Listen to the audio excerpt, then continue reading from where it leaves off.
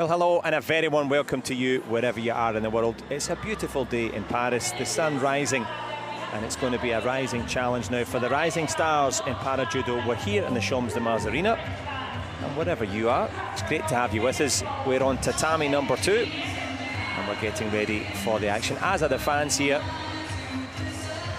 Well, sweet dreams are made of these. Who can make their dreams come true in this one? The Paralympic Games delivering in fine style. If you managed to join us on day 1 of the Para-Judo, what a treat. If you didn't, thank you for joining us today. If you're brand new to the sport, worry not. We'll walk and talk you through all of it. And of course, the fans knowledgeable and ready. A couple of categories for you here in the Champs de Mars Arena. Mat number 2, of course. Probably see the clock just up there. The athletes will be looking out from behind and they'll be listening to their coaches saying, okay, we're getting ready now with about 4 minutes to go. The J2 category is visually impaired, so they have some vision and able to see and decipher light to a certain perspective. And the J1 athletes, they are completely blind and they rely on the instructions of their coaches and the support of all the fans, including these youngsters here who've discovered that they are on TV. So big moments for all the fans here. Champs de Mars Arena, just about 15,000 seaters, not full just yet, but with French interest, we've seen packed crowds so far. So plenty of ambience for the fans to enjoy and plenty for you to enjoy. 4-minute contests. And within that 4 minute, the objective, of course, to throw your opponent onto the back. But to get us back and to get us started, we have the French classical tradition.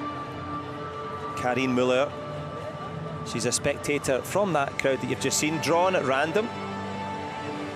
And she gets to use the coup de bâton. That's the brigadier, the big stick in her right hand there. And when that blasts 3 times, it means that curtains up. That's what it used to be in French classical theatre.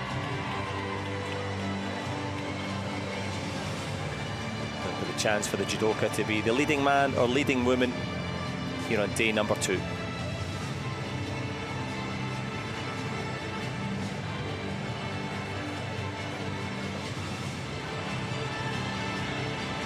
So of course, Paris 2024 Paralympic Games, like every good sport, it would be nothing without the fans. And now the fans not only flying the flags out on the tatami as well. That's the Japanese name for the mat that the judokas compete on. Judoka, the name for the athletes. And here's the moment now. Ladies and gentlemen, in order to open the session with a bit of French touch, as in theatre, it's time for the 3 coups to launch the competition. Mesdames et messieurs, parce que le public.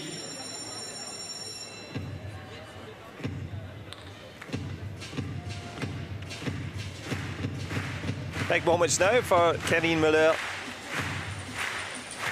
And the fans doing their part to cheer her on. 3 big blasts of the baton. And we will be ready. Eh bien, l'un d'entre vous va ouvrir la session. Merci pour votre présence aujourd'hui. Ladies and gentlemen, because the public is at the heart of Paris 2024, today one of you is going to open the session. Thank you for coming. Please welcome. Veuillez accueillir Karine Muller. Well, a wonderful ovation provided by the host nation, of course, for one of their very own, straight out of the crowd, onto the mat. Doesn't have to compete, so no worries for Karine Muller.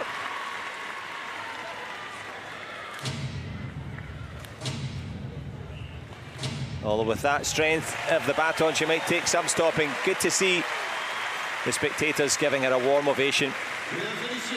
And as the clock strikes 10, it's time now for the athletes to join us. And of course, as you can see, the men's under 73 kilograms between Kyrgyzstan and Uzbekistan. They're in the J1 category. Italy and Brazil also on the tatami. Turkey and Portugal. A League of Nations. Armindo Rodrigues carrying the flag for France against Kato Yuji. Women's under 57s as well, all the way through. These are the quarter-final stages. And And they will be there for your entertainment all the way through to the big semi-finals and the chance to advance in France to go for those Paralympic medals. Medals for the best fans? Well, Champ de Mars Arena would certainly be podium contenders.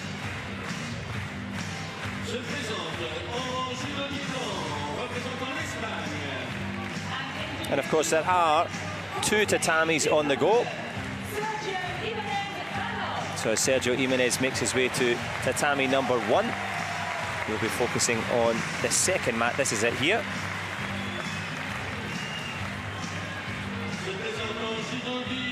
Youngsters and experts gathered. If you're an expert in judo, don't worry. I'm sure you can explain to friends and family around what's going on. You can explain it to me as well.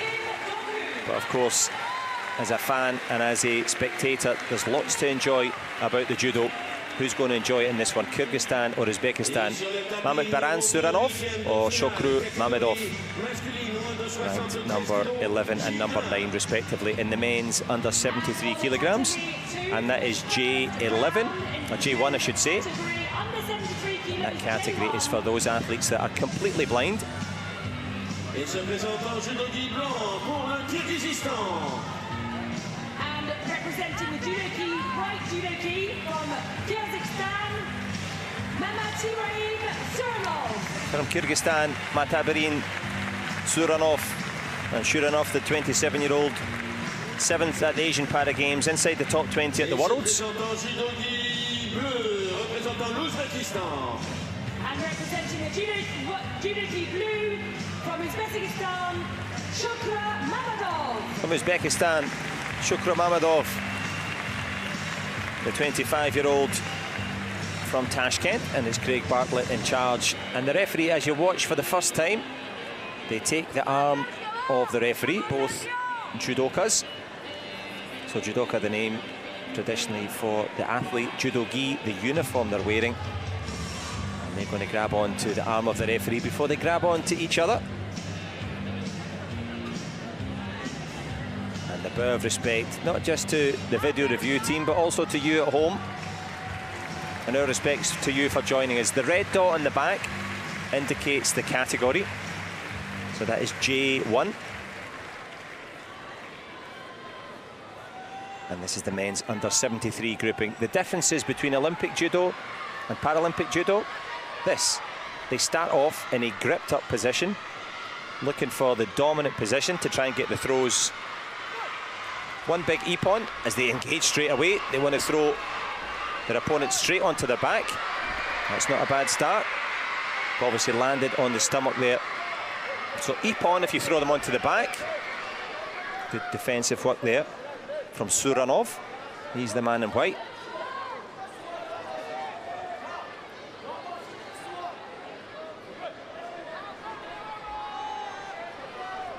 As the referee leads them back to the centre of the tatami, where they'll grip up again.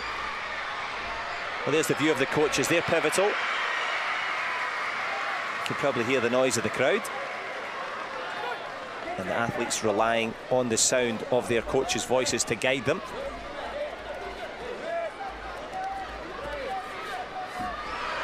Not far away from bridging over. The referee signals the Wazari. That's a half-point score. And the hold down, there's a little clock came up on there. That's now gone off. If you hold your opponent down for 20 seconds or get their arm out like so.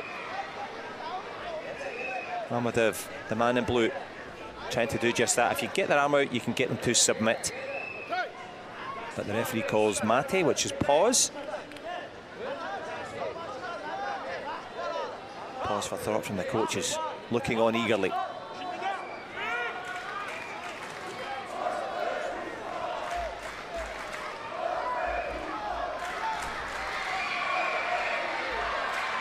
The Uzbek fans in the stand doing their best to give some encouragement. But it's Kyrgyzstan with that Wazari lead. Mammadov Suranov with a big arm over, tries to hook the leg. Obviously you can hook their opponent's leg to try and get them to fall onto their back or get a possible chokehold in here. but in doing that, he sacrificed prime position. Shokran has the man on his back. Mamad Barin, Suranov. Well, the clock has now stopped. You have to hold them down for a minimum of 20 seconds, but the Wazari is given. The referee's going to stand them up. So they've both got a half score each.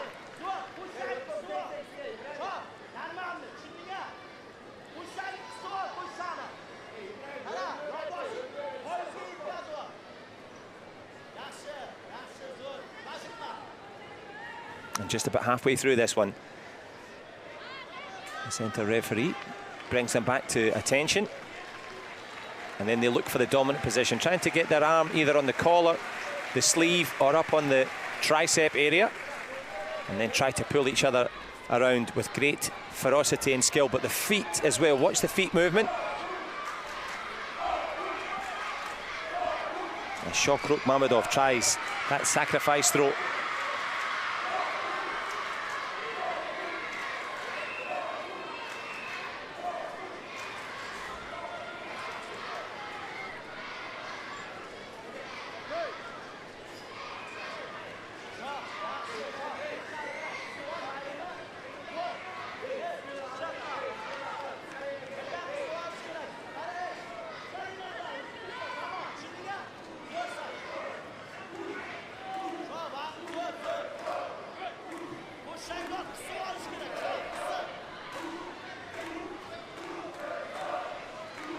So the Uzbekistan fans, as they have done all competition, trying to give some encouragement now to Mammadov Shokrun.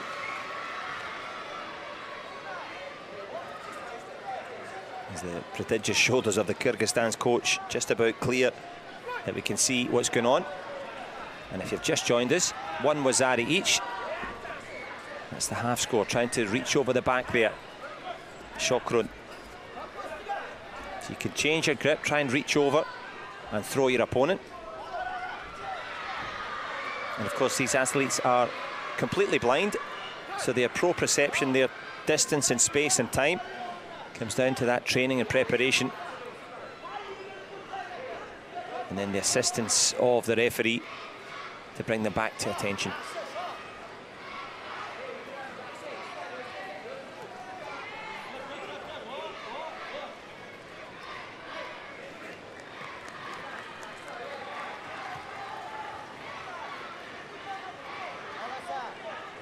The 27-year-old from Kyrgyzstan. Can he summon something up here? Good movement around the tatami here from Mammadov. Tries for the big throw. He's going to get the Wazari score, and that will equal the Ippon. 2 half scores equals 1 big score. Coach is happy as well.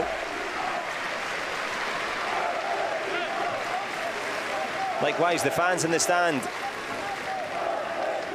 And they understand. Shokruk Mammadov has taken that win. This will now be officially announced by the referee as they turn them to face each other.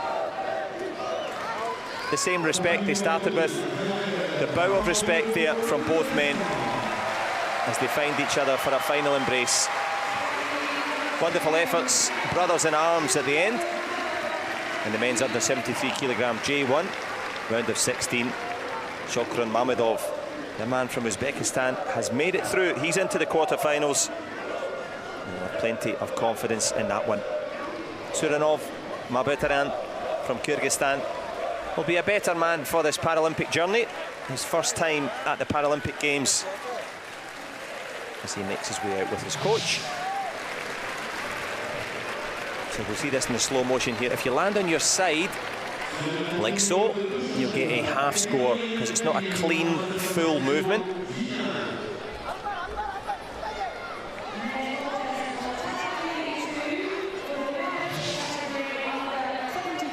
And the big hits keep on coming. Italy now. Camanni Dongdong against Harley Damamo Ferreira.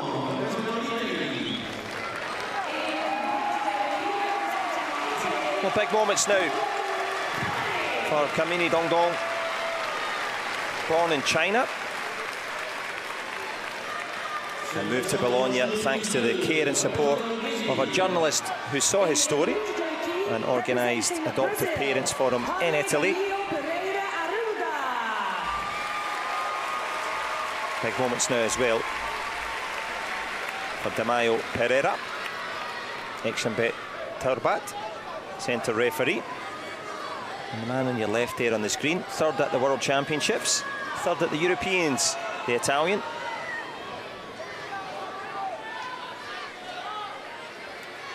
And his philosophy is sometimes we set limits on ourselves that do not even exist. And it's that sort of attitude that's brought him into play.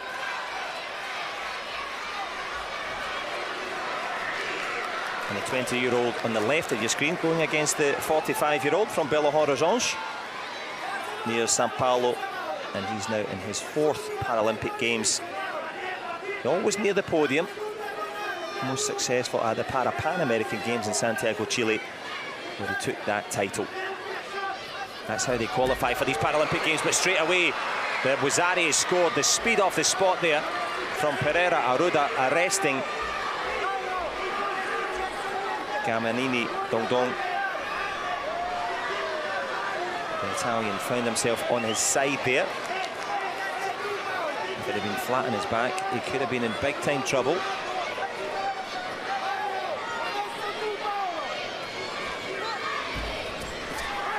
Goes for the sacrifice throw attempt himself there. To Camanni Dongdong.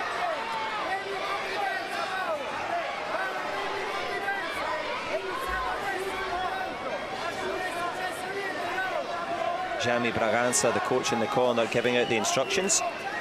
And it was actually Brazilian para-judoka Antonino Tenori that inspired this man here to get into it. Damiano Harley Pereira Aruda. So they met up, trying to repin with the leg on the inside there. Has to just snake it round the opponent's leg and catch them off balance. Whole thing, the ability to off-balance your opponent, the central component.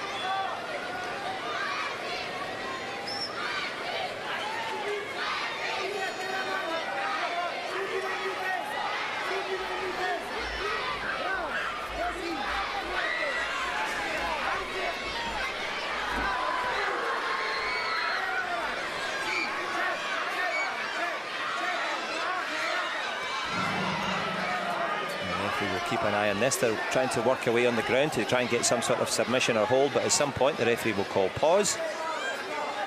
Mate, and then them standing up again. That's Shiro, the player in white, or the fighter in white, and Ao, the fighter in blue. Plenty of encouragement coming here from the Italian coaching corner. Silvio Tavoletti, Francesco Faraldo, the duo in charge. I'm sure Gasparo Maceo back in the club in Italy, where Dongdong hails from. They'll be cheering him on.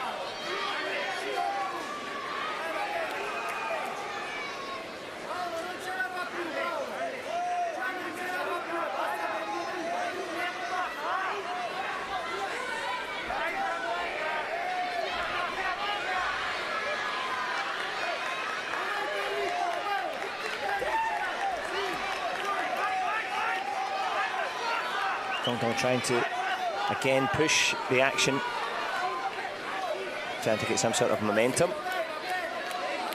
But it's the man in blue with the advantage so far.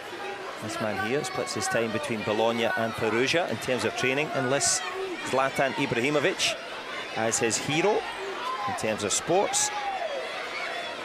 And of course Zlatan, when it comes to judo, he's completed it. Big taekwondo man as well is Zlatan. But getting their kicks through judo here. Camanni Dongdong and Damayo Pereira.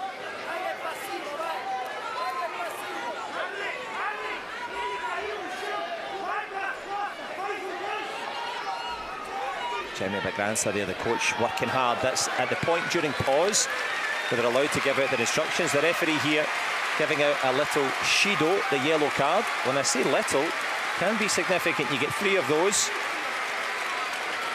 you will lose the match.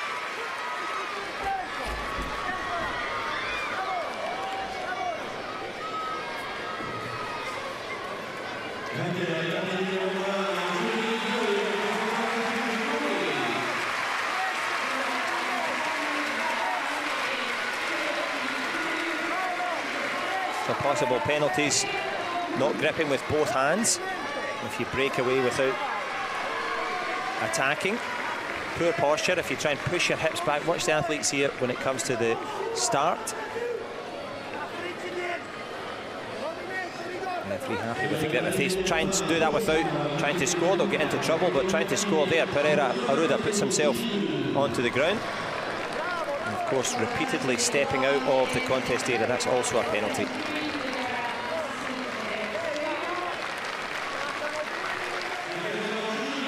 And if you know judo and you're a judoka, well, you will know every Japanese term and name, whether it be osotogari, kosotogari, uchimata, all of these different styles and methods of getting the throws. And you'll know the importance of the footwork. They're trying to step in there quite dramatically. It was Dong Dong, but gets it wrong.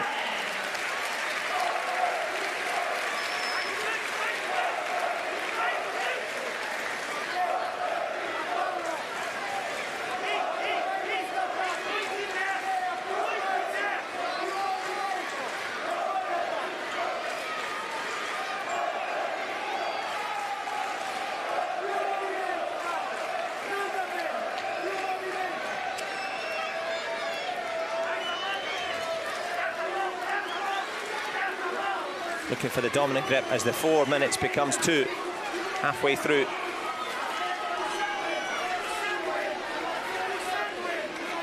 Daniel Pereira doing well to defend. They'll look for any submissions, choke holds, strangle holds, arm bars in these type of positions when they're on the ground. The newaza.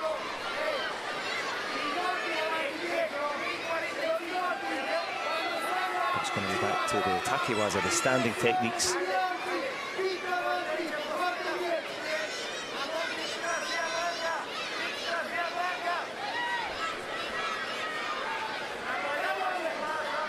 Well, sweat strewn on both men. 25 years, the senior is the Brazilian in blue. But fitness and strength, clearly not an issue for the man from Belo Horizonte. Good attempt there from Camanni Dong Dong to try and sweep the leg on the way through.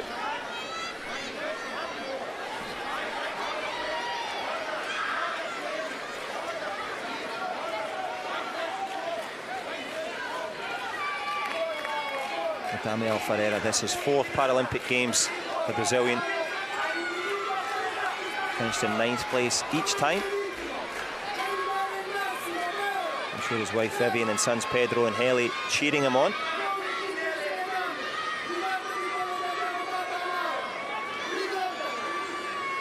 Likewise, those at the Moca Sports Centre in Sao Paulo.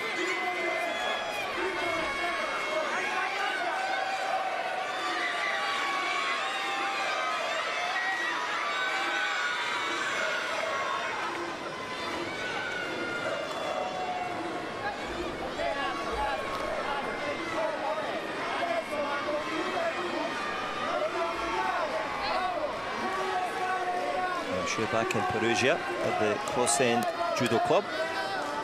And they're giving out plenty of cheers for their man.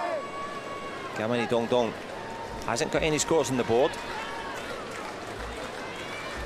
And the European and world bronze medalist in a bit of trouble here. Again tries to go for it, gets the Wazari. And that shows the fitness and determination. Sweeps the leg perfectly. And a little rueful shake of the head there from Damiano Pereira. He gets up to the mat a little bit slowly. For the first time, wiping his brow, feeling the pace.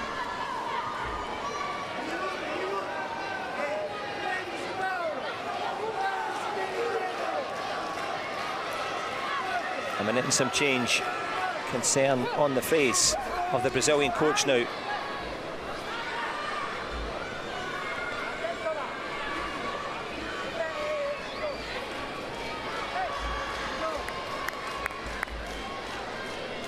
Just the fresher of the two.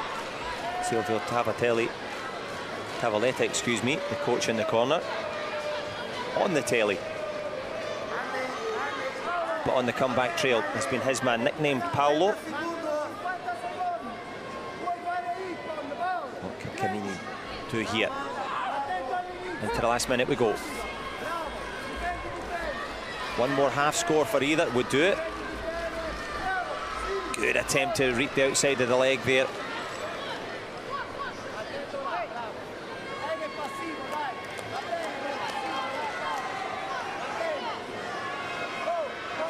Leg weary now. Damio, Pereira, Aruda, Harley.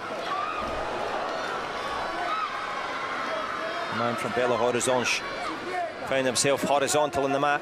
That's why we're tied up. And that's why they're tangled up in the centre.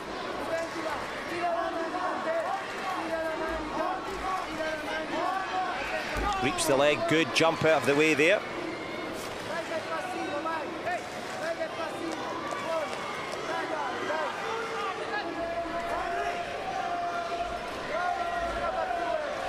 The importance there of the Kuzushi to off-balance somebody. That's the first aspect.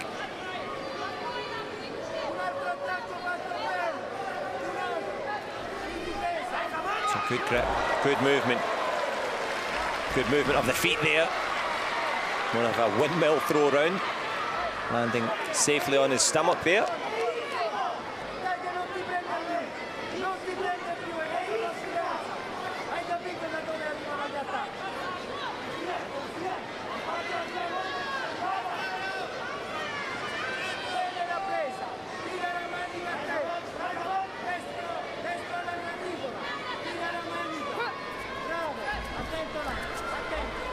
Good extrication from the throw there.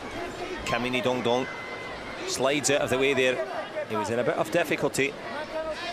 Are we heading towards golden score? The next 16 seconds will tell us.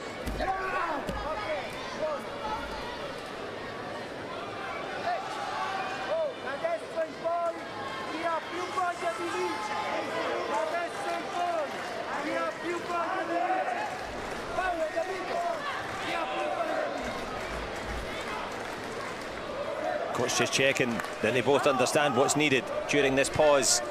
They can give out the information, either get the score now or try and go for the golden score. Good attempt there from Camanni Dong Dong. Just couldn't get his non-throwing leg, if you like, the one furthest away, in close enough.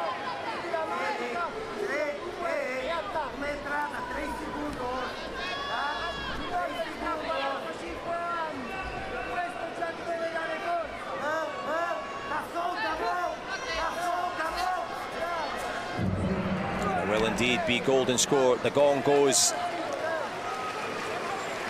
and who's going to be able to show their skills now? One score will do it, or 3 penalties.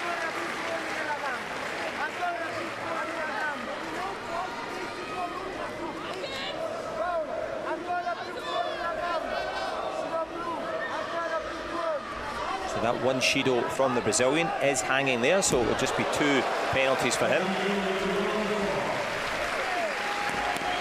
Trying again with the same technique. Camanni Dong Dong.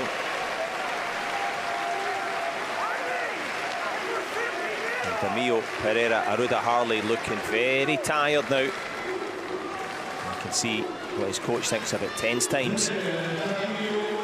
How much energy is left in the tank? 25 years older than the man in white.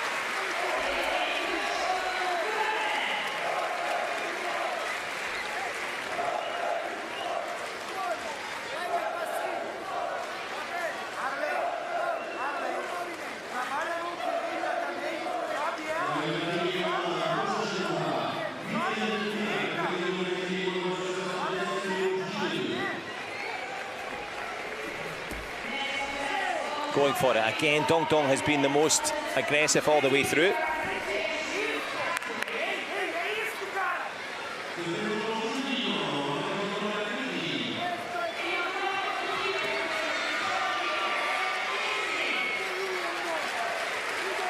So on the golden score, time unlimited. But energy, anything but. Both men soaking in air from the rafters now, trying to summon up some strength.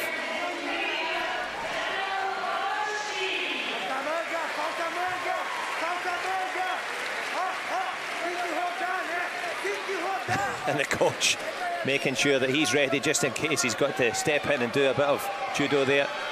The accreditation's off, the jacket's off. And the gloves off now, both men going head to head, trying with the sacrifice throw.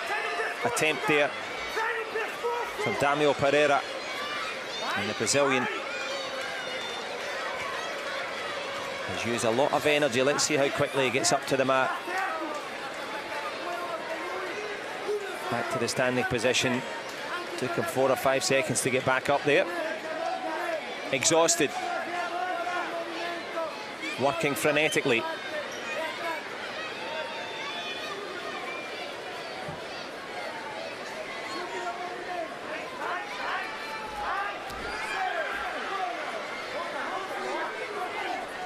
Leaping in and trying to get that turnover.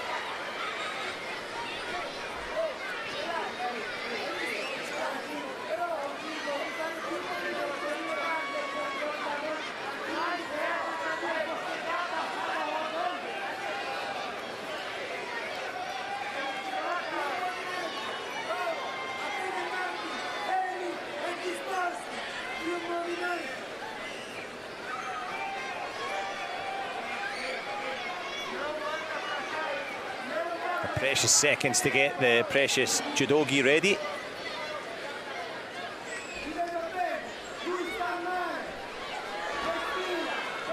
Just take that a little bit longer just to get your breath back. Quite a good idea there from the man from Brazil. Let's bottom at least a good 30 seconds of recovery there. Can he turn that into a chance to go for the big throw here? Or can Paulo Dong Dong? No right from wrong steps through. Both men defending resolutely here. The levels getting higher technically.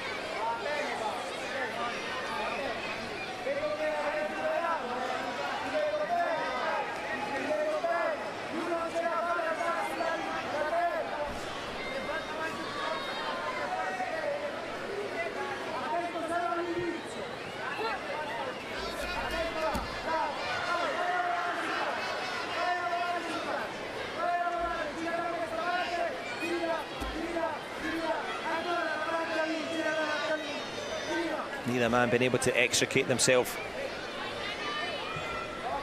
Absolutely exhausted now from both. Final encouragements from the coaches. Jaime Bragança shouting across.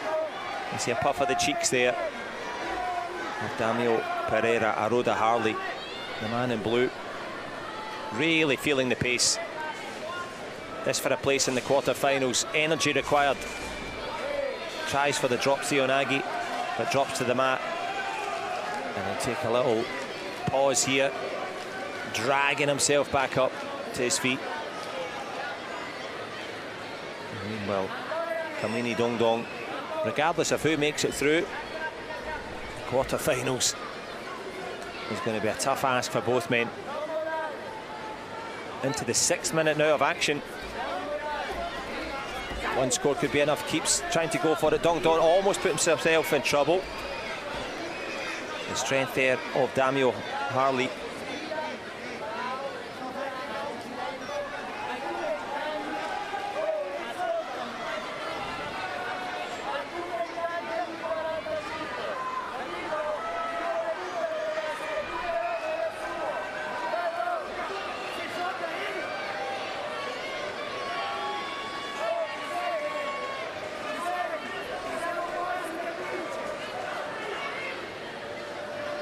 Just having a little conversation about a possible Shido there for Damião Harley.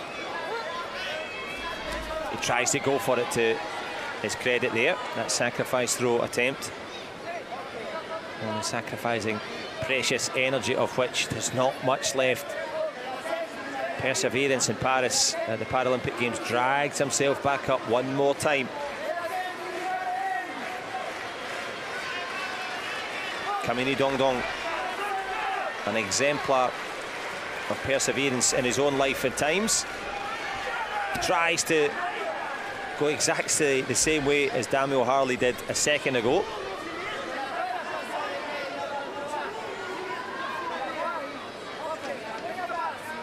And it's been good refereeing because there's not been any excessive passivity, people pretending to, you know, break grip without any attempt to throw. Both men have been going for it.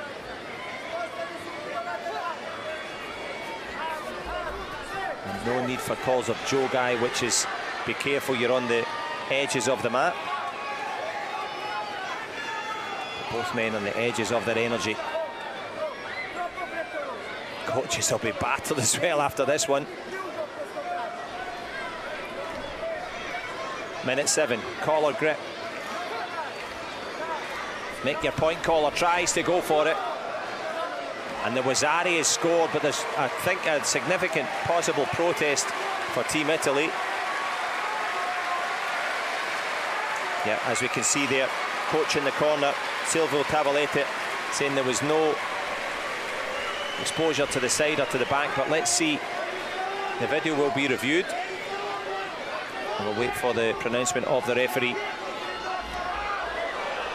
As the person and perseverance for Pereira, Harley paid off the man from Brazil. Has he been awarded the Ippon? The Italian referee has asked for the video review. It has been completed. And the win then goes to Damian Pereira, Aruda, Harley.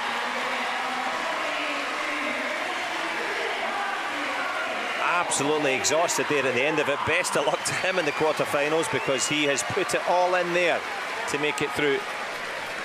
Eliminated in the round of 16. Camanni Dongdong, the Italian world bronze medalist and European bronze medalist, offers his hand to the referee, as both coaches do. Almost slipping there. Camanni Dongdong caught by the Brazilian coach.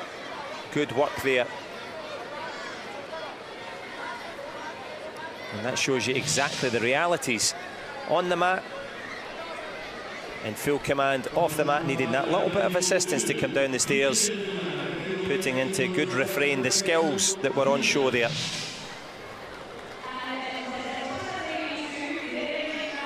Eduardo Gauto against Ndebo Lamani from Argentina and the Republic of South Africa. Se présentant Judo Blanc, représentant l'Argentine. Representing Argentina in the white judoki, Eduardo Gauto. Well, big moments now. Eduardo Gauto, the 36-year-old from Lanauge. In the blue judoki and representing South Africa, Ndebo Lamani. Ndebo Lamani from Gebera in South Africa. Jean Remakers from the Netherlands.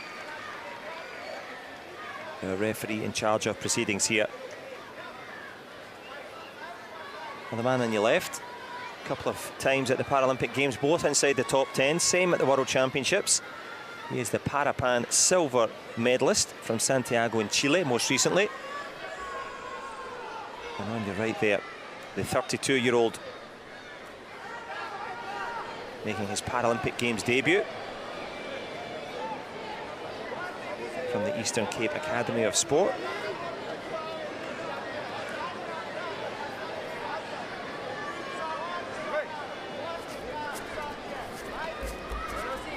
Both men with 4 minutes to try and get the Ippon scored. Not wasting any time. Good attempt there. Eduardo Gauto. He's the man in white.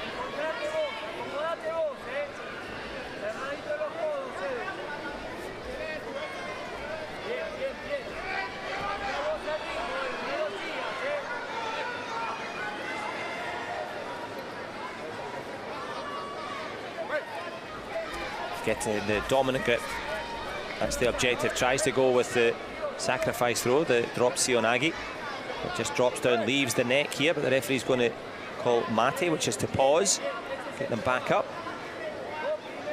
And the red dot in the back indicates the category.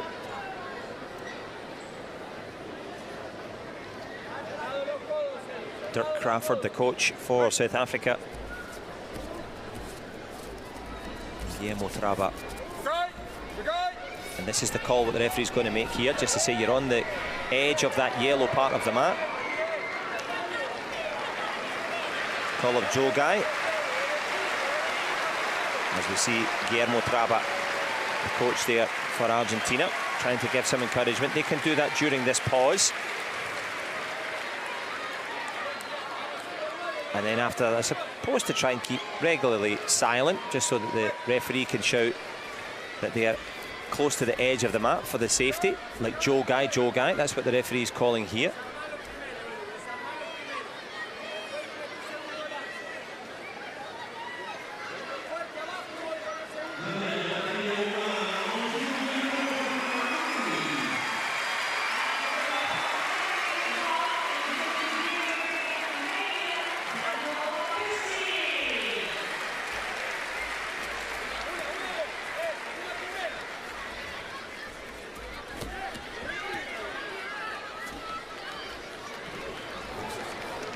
Both men working away with great intensity, trying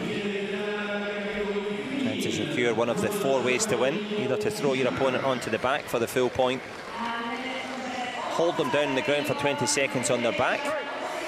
Both of them will generate an ippon. Also, if they tap out. Another ways to do it, 2 wazaris, that's where you throw your opponent onto their side. And on the side there of Team Argentina, Guillermo Traba.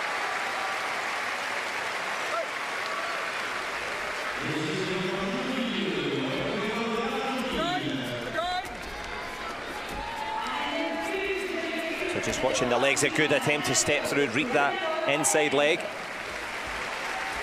But the speed of adjustment there, very impressive.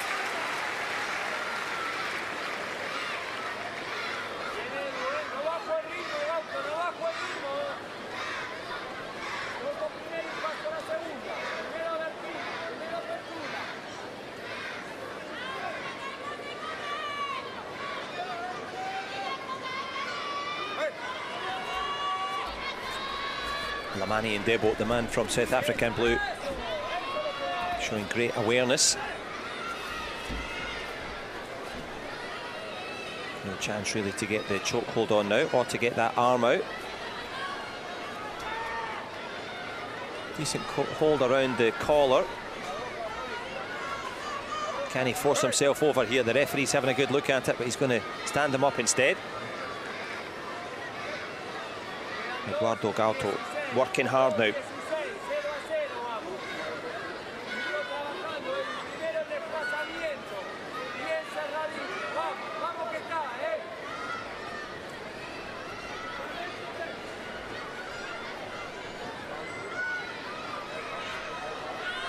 Going for the grip on the lapel on the opposite sides.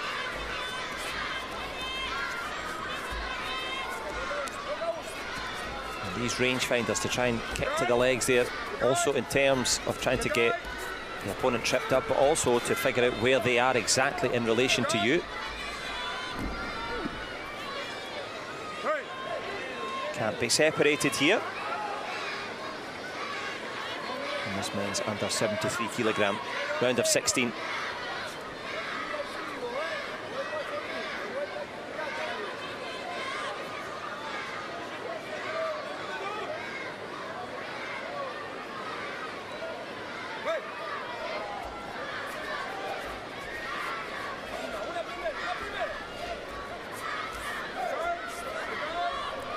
Both men now off into halfway down the Champs-Élysées there. The referee catches them, brings them back, which is their desire to get into this quarter-final. Got to stay on the yellow confines. Nearly ended up on tatami number 1 there. Dirk Crawford, the coach, in the corner.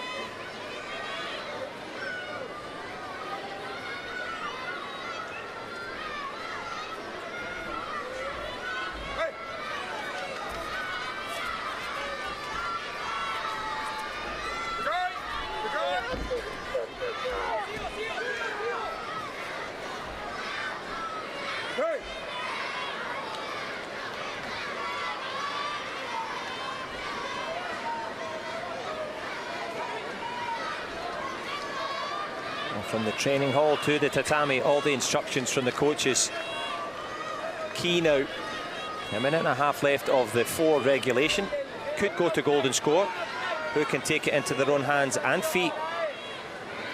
There's the first Shido there. First yellow card. 3 of those. And you will lose the contest completely.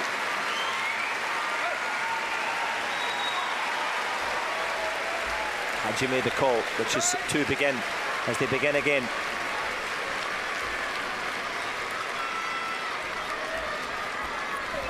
Good attempt at the throw, lovely control there. Lamani stops himself in mid-air and avoids the fall.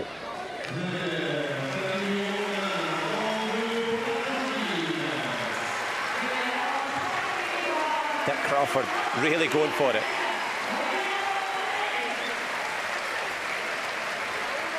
Not easy to be audible over the passionate crowd here.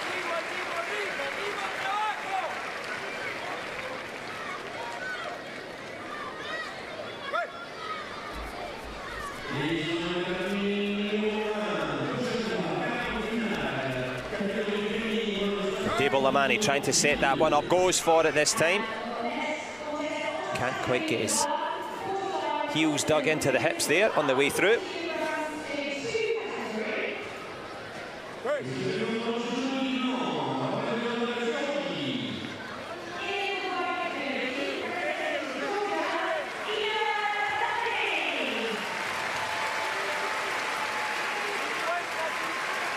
So the hard work of both men lead them into the last minute now.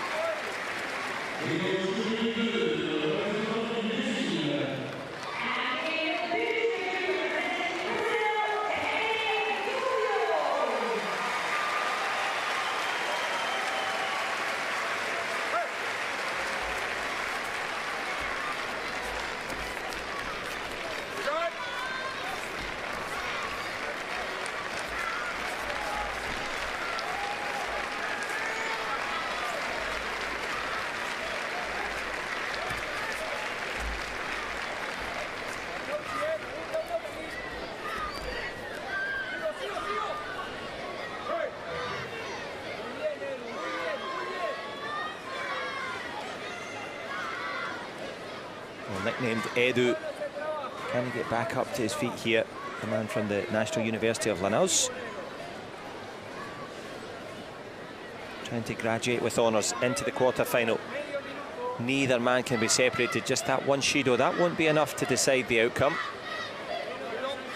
There's a second Shido though given to Lamani Ndebo.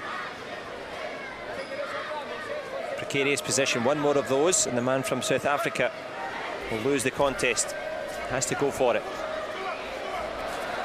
And those Shidos will carry into the golden score and trying to get an opportunity to go for the throw. Look at the strength there. Eduardo Gauto fighting back and avoiding being on his back.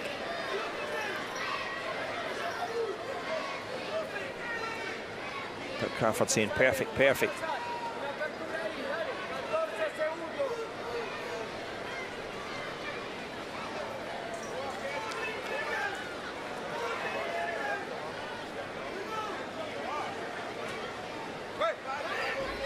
Goes for it, tries to get that sacrifice throw position. Couldn't get the momentum and speed, the energy gone.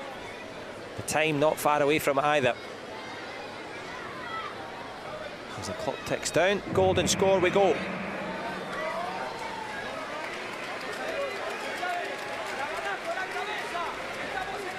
Guillermo Traba trying to give out some instructions now. Likewise, Dirk Crawford.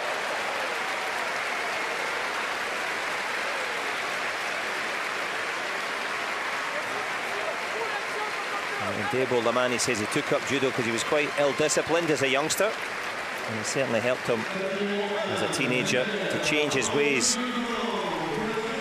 Can he find his way into the quarter-final? The man in blue circling, good attempt there.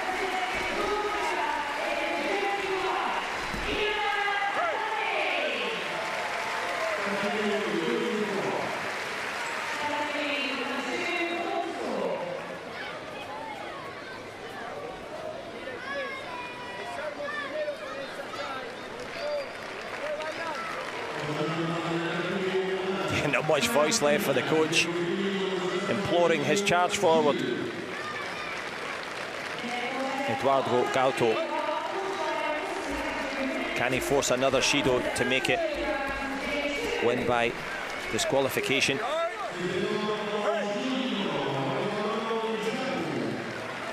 Lamani and Debo endeavouring here.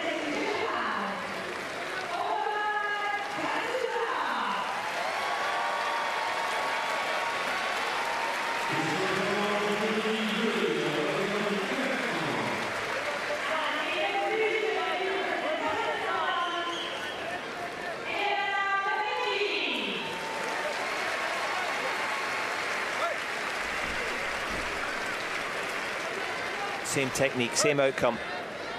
At least Lamani and Debo will not be incurring the wrath of the referee. Trying to score every time the South African has to. One more yellow card. And it will be Eduardo Gauto making it through.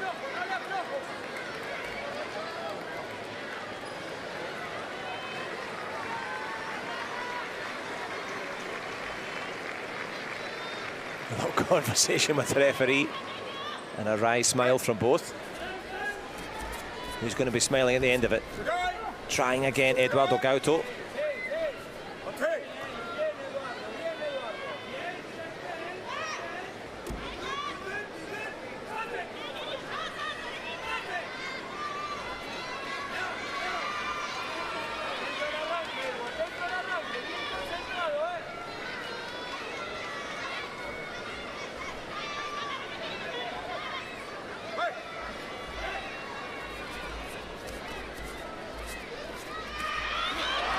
Trying to find the rhythm over the big den in the crowd.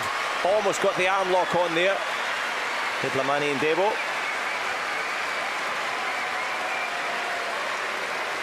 Eduardo Gauto also in danger of getting a Shido warning. Has he become a bit passive in this golden score?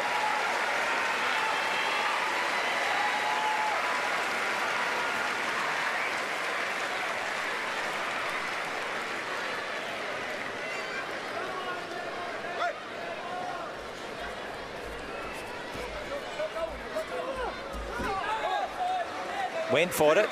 The referee signals the ippon. Confirmed. Eduardo Gauto dumps Lamani and Debo onto the deck. The South African was trying to get the big score. Left the space and was forced flat down. Eduardo Gauto embraces there. And Debo Lamani. Great endeavour from both. But the South African exits here at the Paralympic Games. And into the quarterfinals goes Eduardo Gauto of Argentina.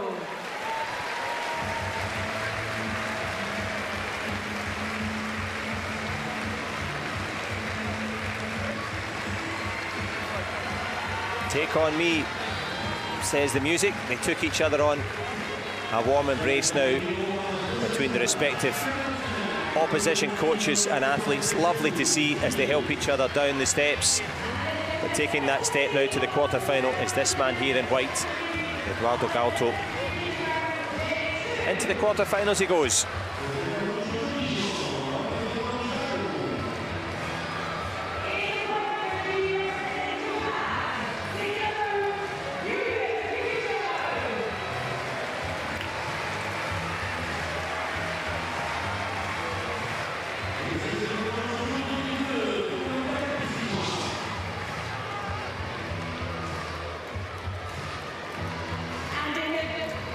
The men's under 73 kilograms, J1 category, Yavuz of Turkey against Jibrilo Ayafa of Portugal.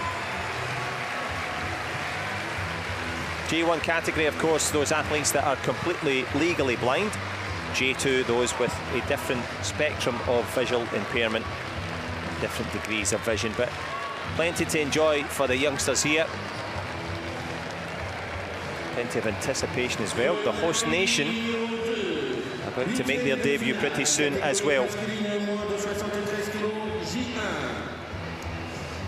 On Saturday, 2 in the men's men's category under 73 kilograms. Time for a snack, but of course on the main menu is the judo. In the white judoki, representing Turkey, Yavuz from Turkey, the 38-year-old. Making his Paralympic debut, the world bronze medalist. In the blue judoki, representing Portugal, Iaia, ranked number 6, the 32-year-old in this one. His second Paralympic Games. Roland Poitier, our referee from Austria. For both men, medalists at the European Championships. Most recently in Rotterdam, they took a bronze apiece. They'll not be giving each other any peace now as they come forward to go for it.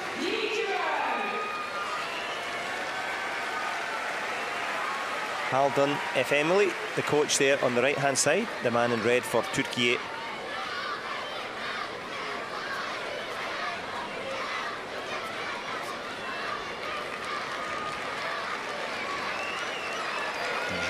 Pereira, the national coach for Portugal.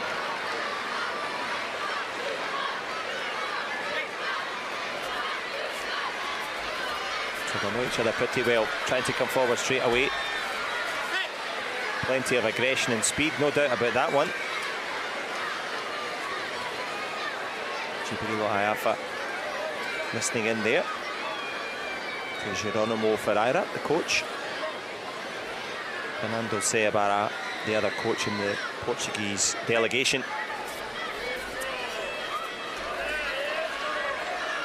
First, Boazari scores, nicely done there. Iaia.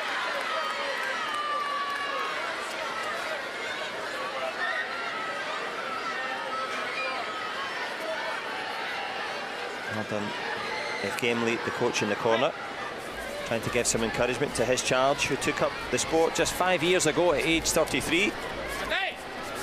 Full of frenetic energy and desire to go forward. But the grip broken. Yavuz Gauto, the man in white here, has a wonderful motto. He says, "Where my hope ends, my stubbornness begins." He's going to need all that stubbornness here as he tries to go for the attack. Leaves the space though. The Wazari creates the ippon. And it was a stubborn and manful effort from Yavuz Gauto, the man from Turkey, but he didn't have his way. Iaia has the last laugh in this one. Good response from the man from Portugal, anticipated the attack. The double European bronze medalist has a chance to go forward now into the quarterfinals. Well, his nickname is Tigre, and it was a tigerish performance there, a roaring success, as both coaches showed their respects. Confirmation then, Iaia into the quarterfinals.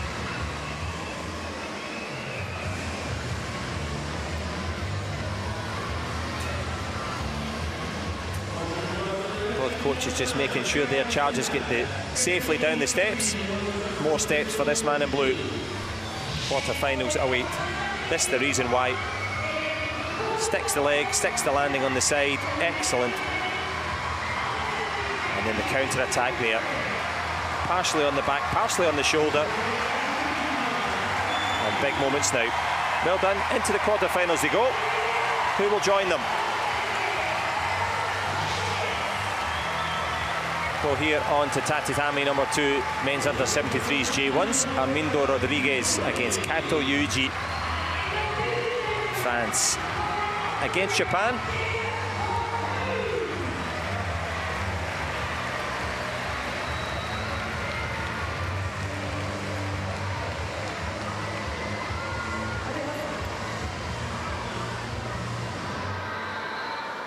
So the passionate fans here in the Champ de Mars Arena. One or two of them from Paris, maybe a few from a local school there, all decked out in the same uniform. Lots to love about judo for the fans who fly the flags. And the next contest on tatami 2.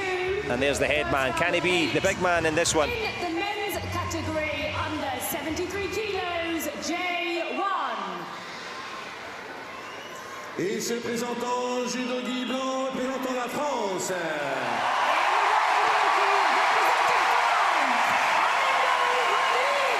Armindo Rodrigues, the 21-year-old, flanked by his coach, silver medalist at the European Championships in Rotterdam.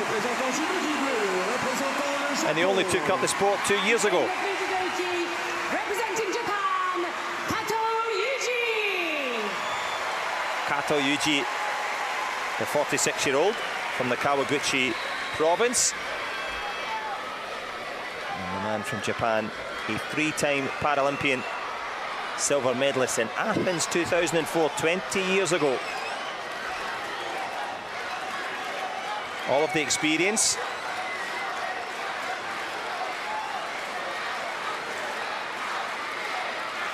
Made his debut for Japan in 1988.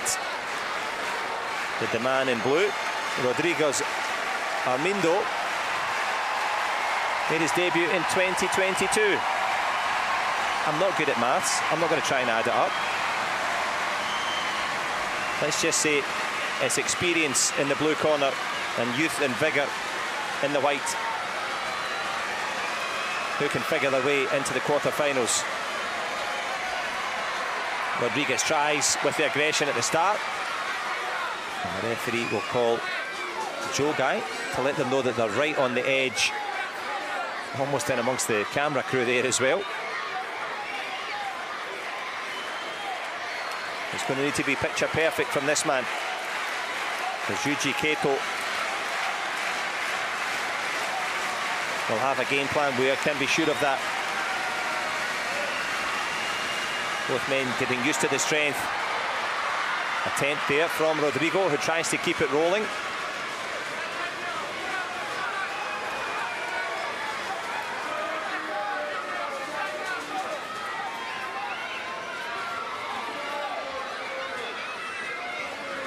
Plenty cheering on Armindo Rodrigues from France.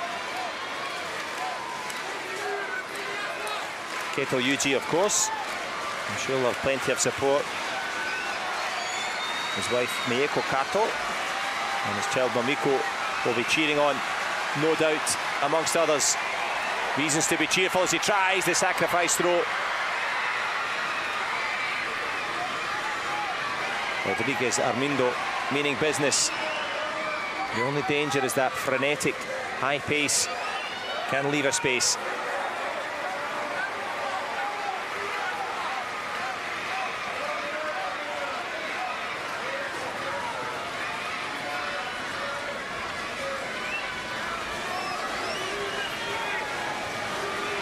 So in the J1 category, both athletes are legally blind. So rely on the referee, and that's why they start off in this gripped up position here, trying to get the leg reaped on the inside there. Kato from Japan puts himself in a precarious position.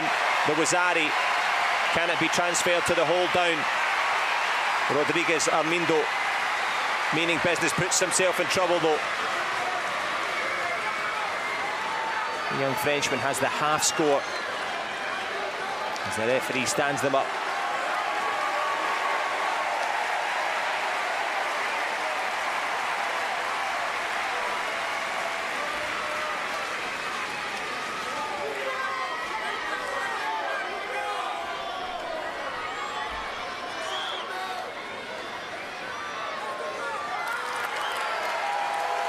Kato Yuji defeated by Ippon. It was confirmed by the video reviews.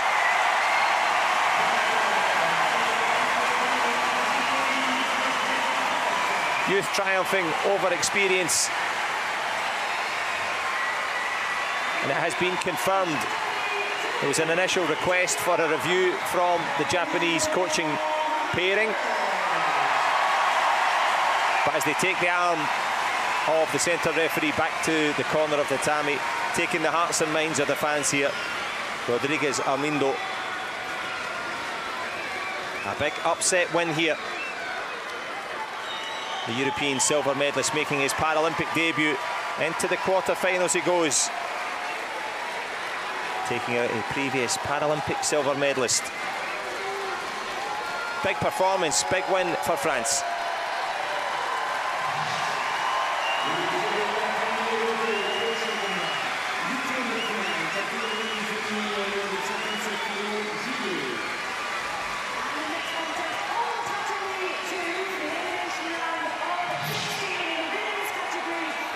Women's under 57 kilograms J2 category now. Dondu Yesilyurt against Ramona Brussig from Turkey and Germany respectively. And in the World Judo team representing Turkey, Dondu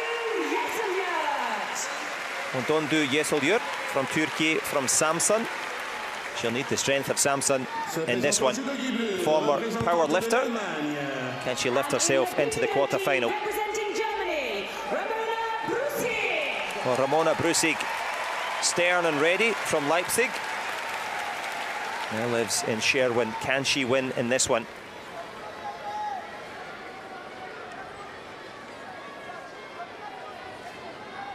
Well, Ramona Brussig, two-time Paralympic champion in London and Athens. Silver medals then in Rio and Beijing. 5th place in Tokyo, so her 6th Olympic Games, seeking out her 5th medal. That's the athlete in blue, the world champion as well back in 2010. I'm sure her identical twin sister Carmen will be cheering her on, who's represented Germany and Switzerland both in Paro Judo as well.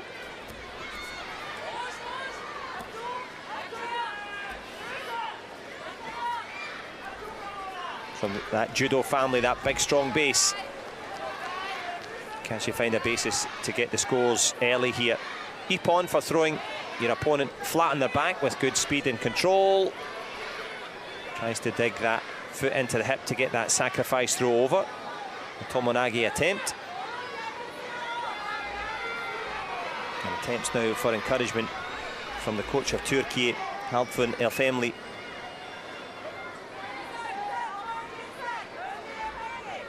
And Yesilyurt Dondu here in your screen, world champion in 2022 and European champion in Rotterdam as well, so she's on fine form. Is the 30-year-old, 17 years the junior of the athlete in blue. Ramona Brussig tries to get that opportunity to score, turning the tables though. Dondu Yesilyurt with the Wazari. That's the half score, 2 of those. And you're through to the quarters. And if you're a judo expert, well, you'll know every single Japanese term for all of these complex throws. You'll also know the footwork and the placement to get that kuzushi off balancing. Essential. As the referee calls Mate to stand them up.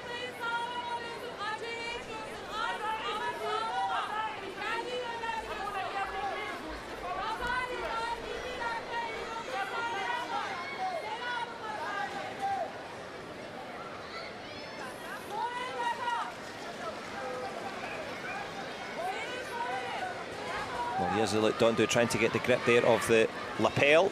She's the athlete in white. Originally a power lifter.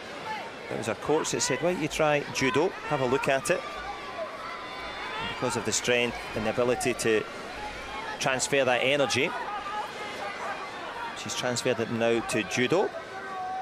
The Gazi University graduate from Ankara. Started well, so got the 1/2 score.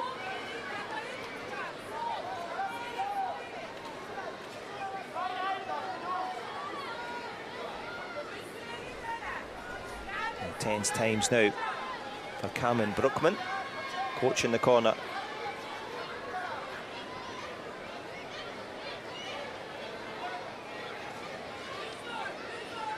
Ramona Brussig took up the sport age 9 back in Leipzig.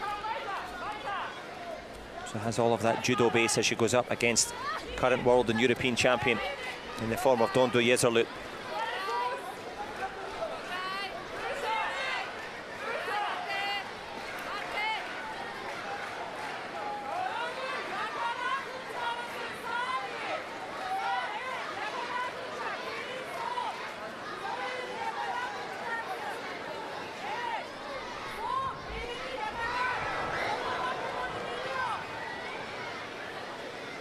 Trying to look for the dominant grip here. Trying to get as much advantage as possible. Neither giving an inch.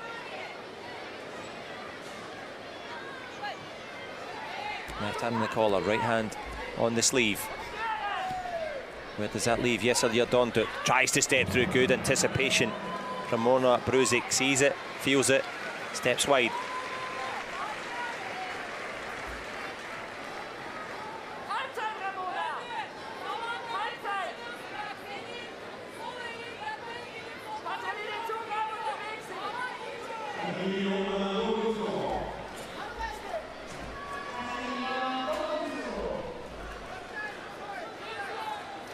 Both coaches doing their best here as we approach the halfway stage. They can give out any instructions during that pause. And the referee's now interested in their safety, so calling jogai as they go to the edge of the mat and obviously then return back to the centre.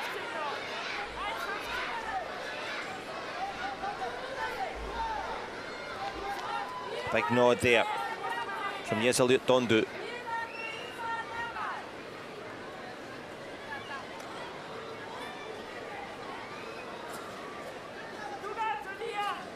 Coach Haldon giving out the instructions. Can she capitalise on the Wazari? She already has.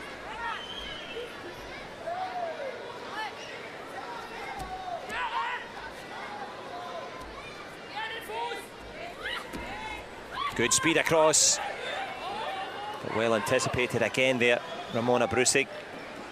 A little tap out though, because I think it's the arm control on the opposite side, the referee's side there, the submission hold. There was a tap on the mat. Ramona Brussig is defeated there. The Ippon generated, well, I hope she's okay. It looks like a bit of a sore one on the shoulder. But Dondo Yesilyurt,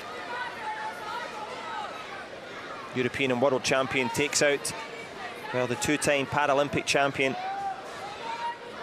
on the right-hand side. So in a real high-quality judo contest, the quick scores from Yesilyurt. Confirmation just being looked for by the centre referee. Well, there was a clear tap out, unless there was any infringement in terms of the tap out. Doesn't look like it. The confirmation will be for Turkey. Yesilyurt. We should be hoping that that graphic is accurate. Just waiting for the final confirmation. If there's any sort of infringement in how the armbar was put on, and there could be an opportunity for it to be reviewed and removed. Yeah, all nods and all confirmation. A show of respect now between German and Turkey. And our respects to Dondo Yesilyurt. And it is the Turk that's into the quarter-final now.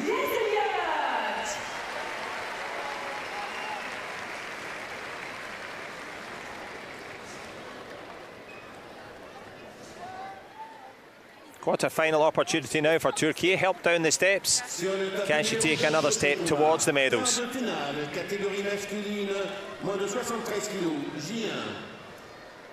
the next contest on tatami 2, quarter-final. Men's under 73 kilograms J1 category. The men's under 73 kilogram quarter-final.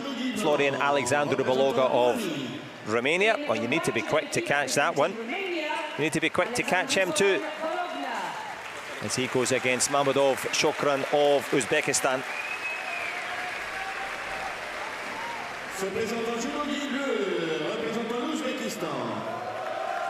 Well, the 25-year-old with an opening win. Shokru Mammadov making his Paralympic debut. Looked very good indeed. Hanna Safrakova of Czechia. As the Romanian, the 28-year-old from Zalău. There's the man from Tashkent there. Those red dots on their back mean they're in the J1 category, meaning that they are legally blind. So they rely on the referee to guide them around the tatami. That's the mat, of course, that they compete on. And there was that opening win against Kyrgyzstan for the man in blue. Was pushed for it. What can he do now?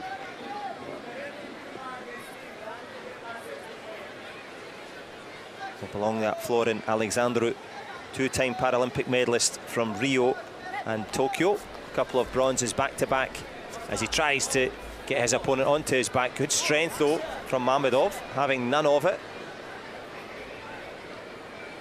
Not intimidated by the two-time European champion in the slightest.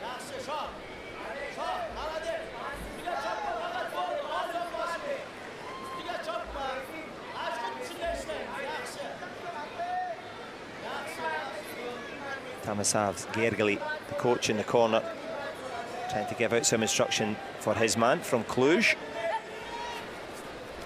Can he find a conclusion in this one with the Ippon? That's the big score needed. Hip push attempted. Good defensive work there from Mammadov. Made sure he didn't land on his back. Almost getting the arm out here. Has he got a chance? Picks his opponent up, dumps him on the deck. Mercifully, both men are okay. Made of tough stuff.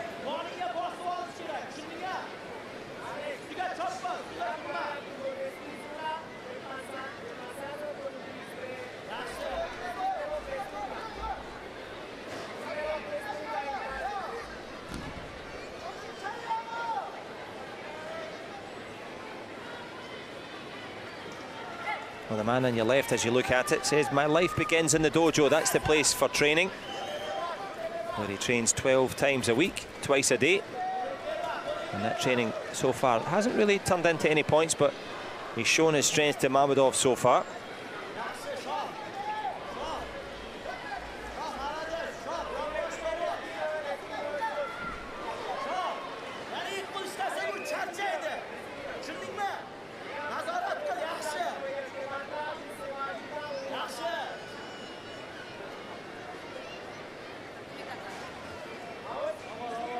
Just a wry smile on the face there of Alexandru. The man from Zalau, latterly of Cluj.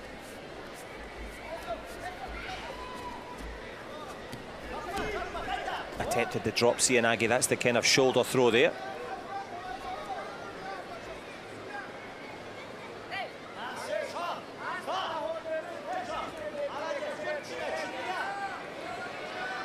Team Uzbekistan coach was elated with the first round performance.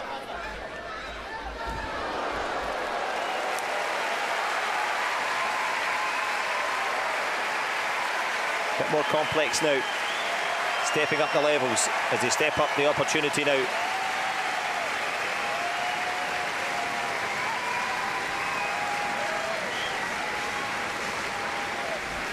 It's the quarter-final stage. Being dragged across the tatami here. The referee will put pay to that, I'm sure. Calling mate, which is to pause.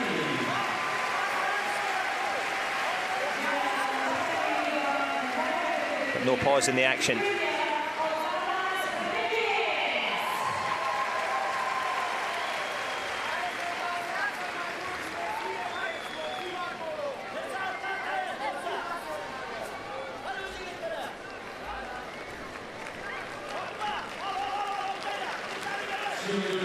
Both men trying to grab onto the judo gi, which is the uniform, trying to get any throws on the board. You get a half point, that's called a wazari. You get the full throw when you throw them onto their back with great speed and control. You get the ippon. Other ways to win, you can get them to tap out when they're on the ground. But the big tap and the big stamps, that's for the host nation as they make their way onto tatami number 1. But who's going to be number 1 here on mat number 2?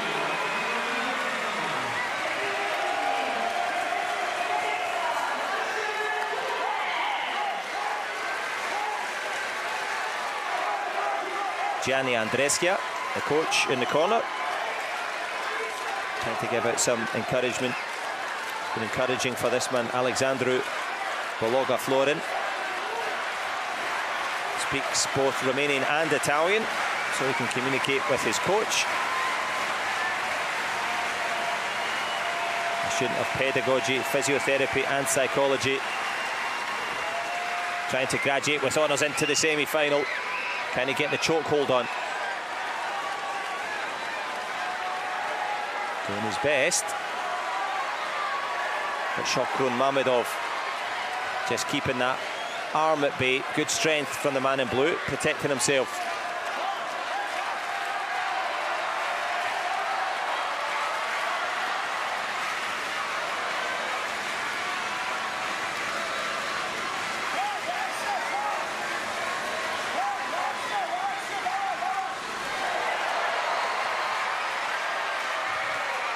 Great atmosphere in the Champ de Mars Arena. Knowledgeable judo fans giving it plenty likewise. The Uzbek fans in the stands trying to cheer on their charge, who can't get in charge at the moment.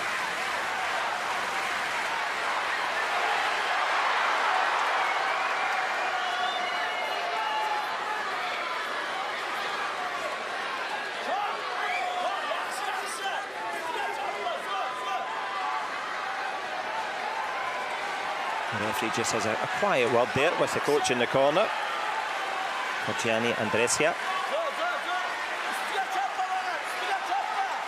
Not a dressing down, but they are gripping up. Spinning round, trying to get that sacrifice throw position. Digging the feet in. Could he get the arm here? The referee will not allow it to continue. Got a bit too elaborate there.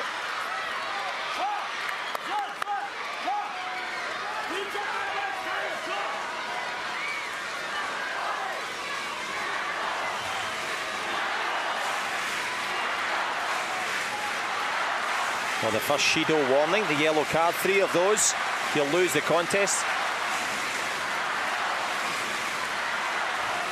Shido's for not gripping up with both hands, intentionally breaking the grip, or poor posture, pushing your hips away, trying to avoid the judo, or repeatedly stepping out of the yellow square there.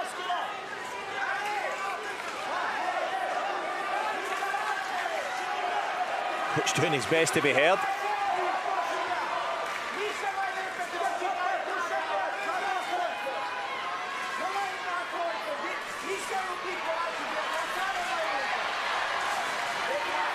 Halfway through this opening 4 minutes.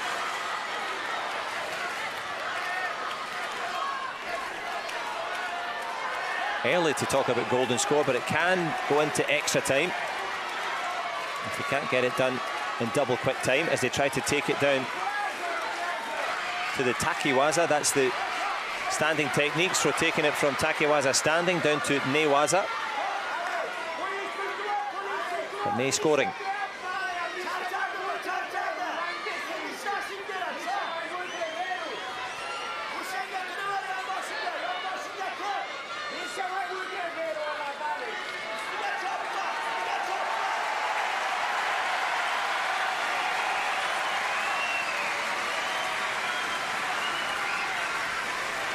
Circling in a spin, trying to get the throw. If you've got any side exposure or back exposure, could have been a possible score. But coulda, woulda, shoulda, no use at the Paralympic Games. Needs the scores on the board as we creep towards the last minute now.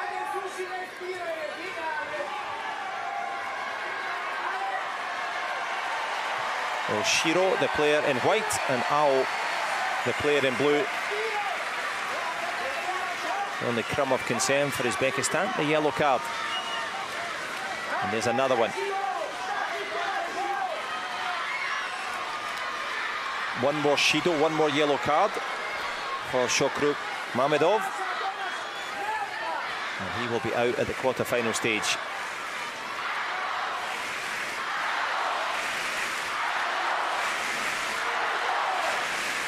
A bit of tape flying off the man in blue. The referee lets it flow.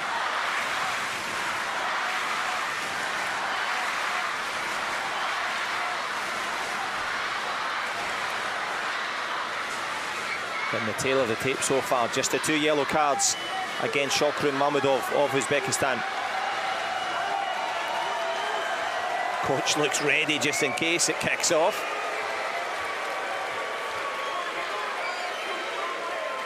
And that relationship with the coach so important to try and give that power to the man from Shirazbaz State Pedagogical University in Uzbekistan, here on his Paralympic debut.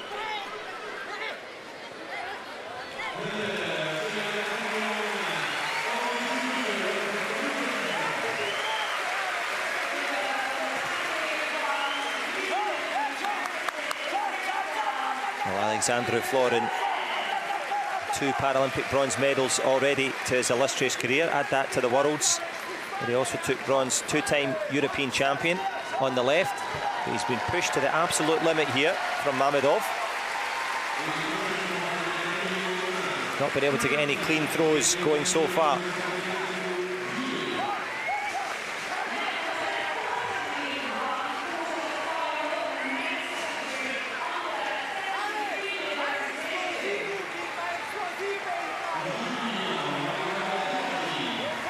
Both men pushing it to the limit now, feeling the pace.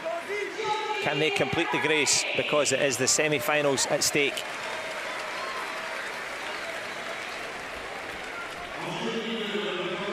Alexandru Florin Baloga.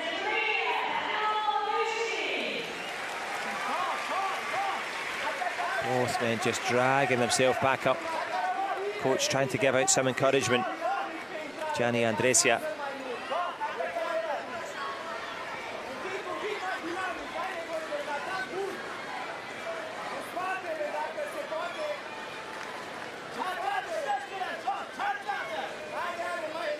So that's the dominant grip position looked for. Both men grabbing just at the sleeve and the collar. And when you break grip like that, the referee will have a little look. If it's intentional, you get yourself a yellow card.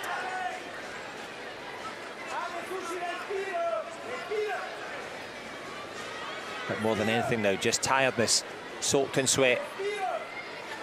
The extent of their ambitions been stretched by either man. Half minute to go.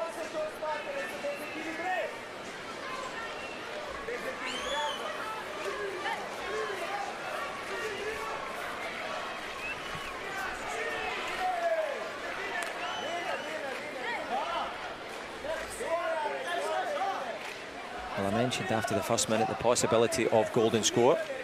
It's becoming an ever more distinct possibility.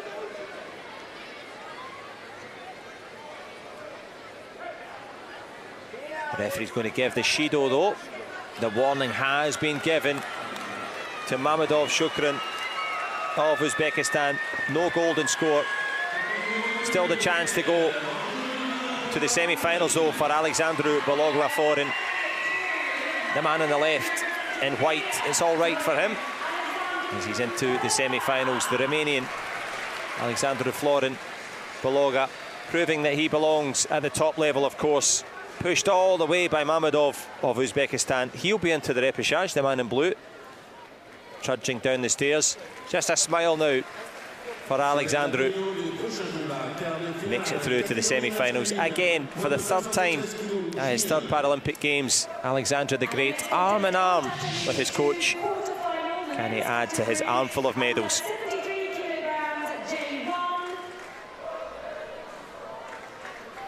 Se présentant Judo représentant le Brésil. In the white judo representing Brazil, Harley Daniel Pereira Aruda. Well, Harley Pereira, the man from Brazil, from Belo Horizonte. Kids having a good time as well. In the judo representing Argentina, Eduardo Gauto. Goes against Eduardo Gauto, the man from Argentina. Both men had a good win earlier in the day. Katlin Friedrich from Hungary takes the arm there of Damian Harley, the 45-year-old from Belo Horizonte. This is his fourth Paralympic Games. That's the man in white. Eduardo Gauto into his third Paralympic Games. In this whole Pan-American clash, both men are going to need to be at their best.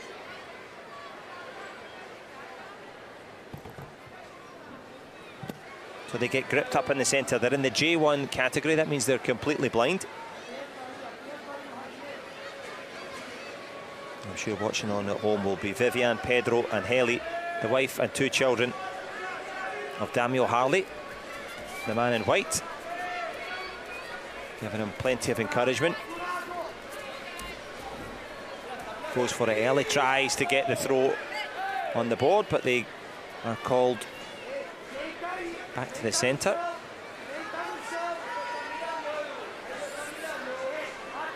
As we see Guillermo Traba trying to give the encouragement, the coach in the corner.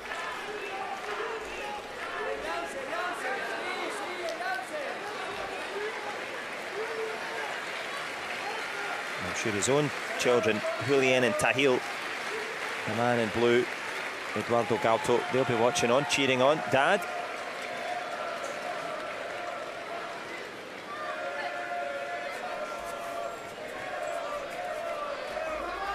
And likewise, the Sohei Ono Judoka Club back in Belo Horizonte. So plenty of support, of course, for both judoka. Likewise from the Champ de Mars fans here.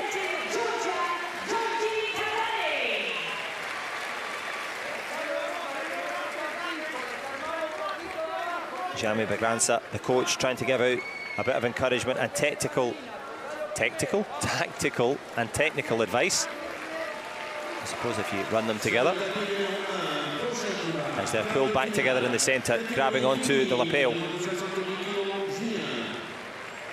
You can grab the chance to advance and go to the semi-finals.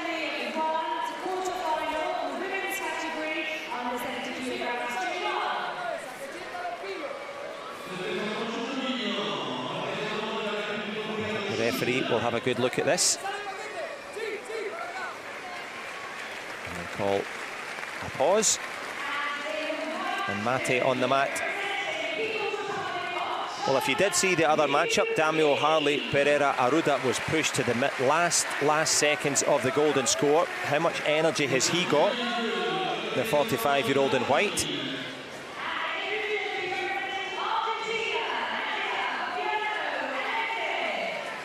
Eduardo Gauto, the 36-year-old from Lanús, showing his nous, tries to sweep that inside leg.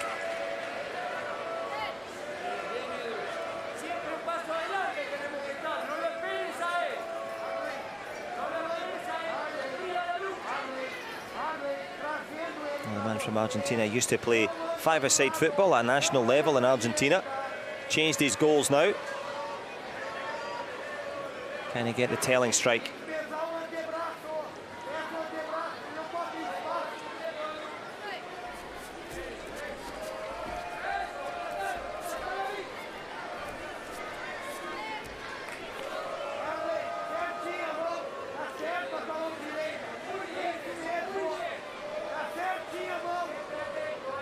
Jaime Bragança doing his best to be heard. It's the Brazilian coach. Guillermo Traba likewise. You see a couple of bruises and scratches and bumps on the faces of both men. They go head to head a few times. Plus they've got to train and warm up. You've got to be made of tough stuff to do the judo. Almost sweeps that leg on the inside there. Well anticipated by the Brazilian.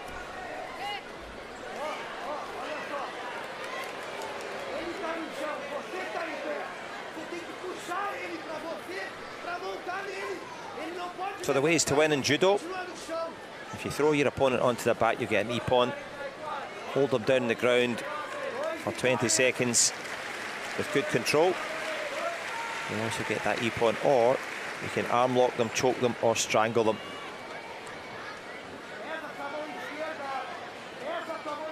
I'm sure there's a few people you'd like to do that for yourself. If you do it just with a little bit less control, you get the wazari. And that's where the opponent lands on their side and partially on their back, or they land on their elbows. If you keep them down for less than 20 seconds,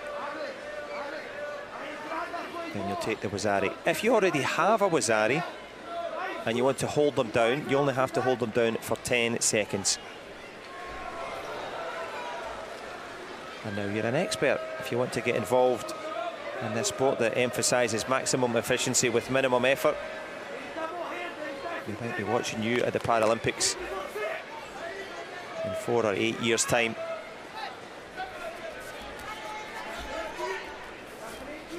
Not for the faint-hearted though, plenty of speed and skill required as we speed towards the halfway stage now.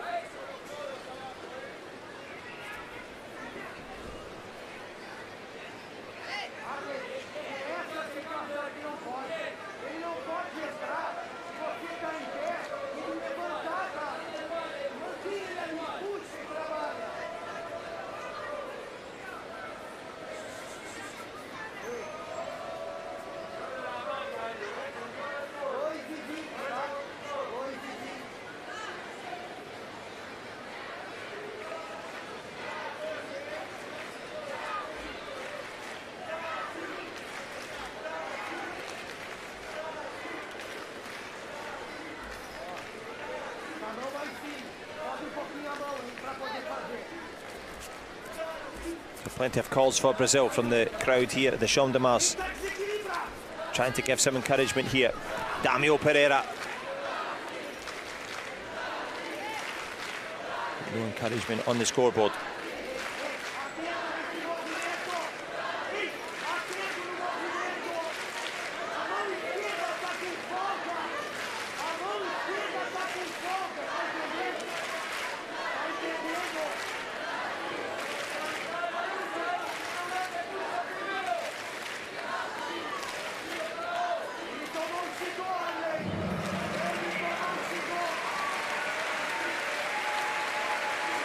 And the gong sounding on the other mat, mat 1. Here on tatami 2. Just that one penalty Shido on the board for Argentina. One note of concern.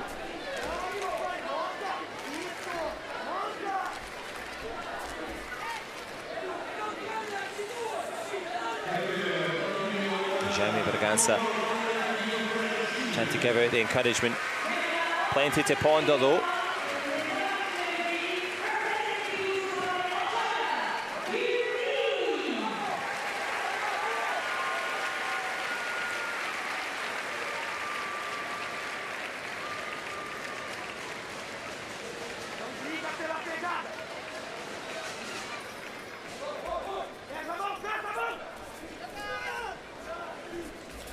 Well, in the Pan American Games in Santiago in Chile, these men met in the final. It was the Brazilian that took the gold.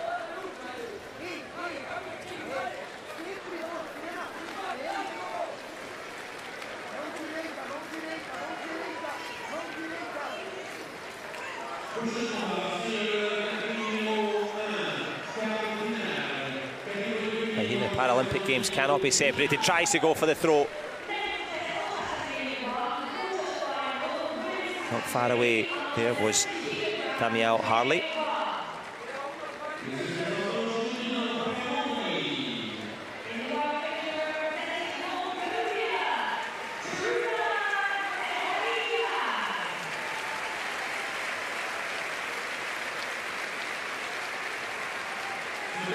Eduardo Gauto pushed to the side there, turned over on his back, wonderful Ippon there, huge throw. Coach absolutely delighted, just making doubly sure there was Damião. Does the damage, gets the job done. Brazil fans in the stands happy. Final prayers there from Damião Pereira. Aruda Harley had the will and the skill, and the man from Brazil lands with the thrill there. Huge throw. Eduardo Gauto, wonder if he's sustained an injury here on that landing. Holding his shoulder as the referee helps him back up. Difficult times, a little nod of acknowledgement there from Guillermo Traba, the coach who knows. In the midst of the big throws, one winner. And there he is, confirmed into the semi-finals now. Damião Pereira, Aruda Harley. He's on the road again, is Harley, motoring through And the Brazilian by Ippon into the semi-finals. Eduardo Gauto, hopefully, the young Argentine will be able to continue, because he has a chance to go for the repechage, but going forward nicely.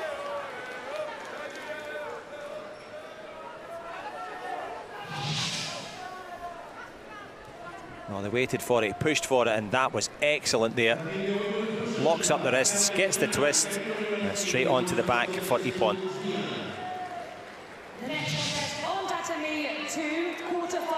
To the quarter-final now.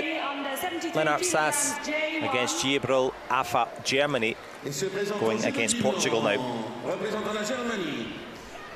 the white judoki representing Germany, Lennart Sass. Well, Lennart Sass making his way in, world rank number 2, the 24-year-old from Rendsburg in Germany, making his Paralympic debut here. In the blue judoki representing Portugal, Gibril Iaia, 32-year-old, his second Paralympic Games. Jean Ramakers from the Netherlands will be keeping the players safe, principally by keeping them on the tatami and calling jogai if they get too close to the edge. Lennart Sass, well, what can he produce in this one? The World Championship silver medalist, two-time European silver medalist as well. He's the man in the white uniform.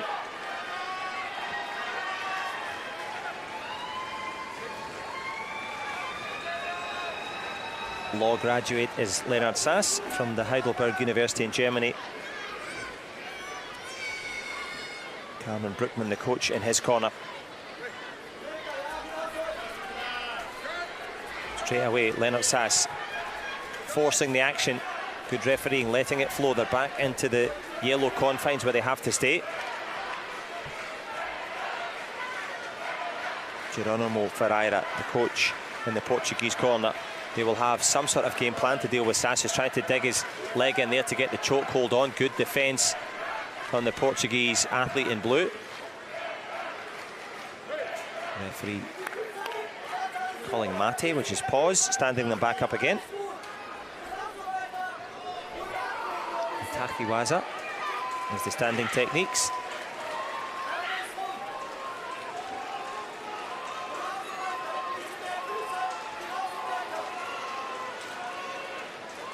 Thought the referee was going to get involved in a bit there.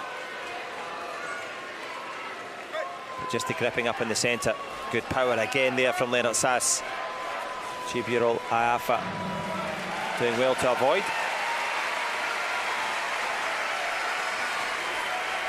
Goes for the sacrifice throw attempt, does the Portuguese. Doesn't score with ease this time.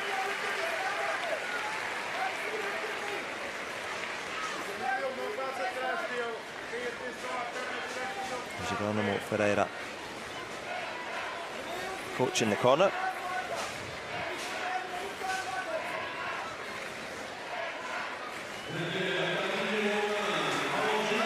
Fourth-minute contest. If you've just joined us,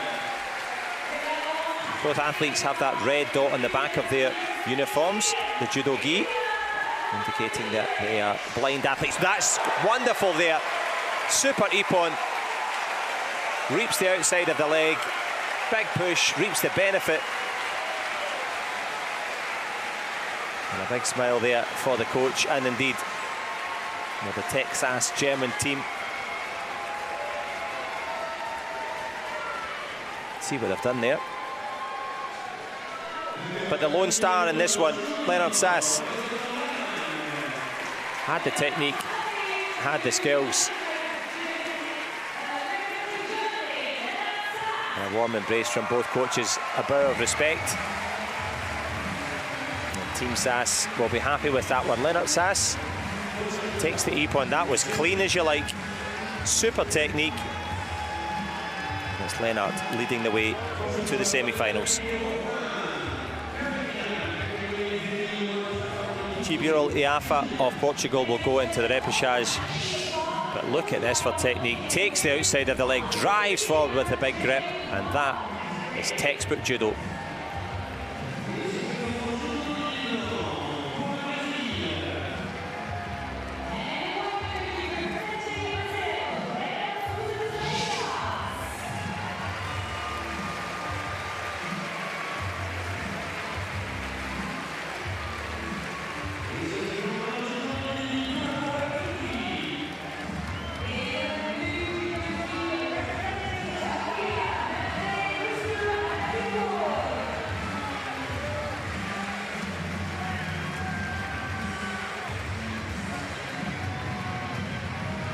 Well, the Champ de Mars Arena packed with plenty of passionate fans, plenty of judo experts, plenty of first-time fans too. If you're one of either, if you're an expert, good to have you with us. If you're just new to it, you can enjoy Yerigali Shami of Kazakhstan against Armindo Rodrigues from the host nation, and a host of expectations on his prodigious shoulders.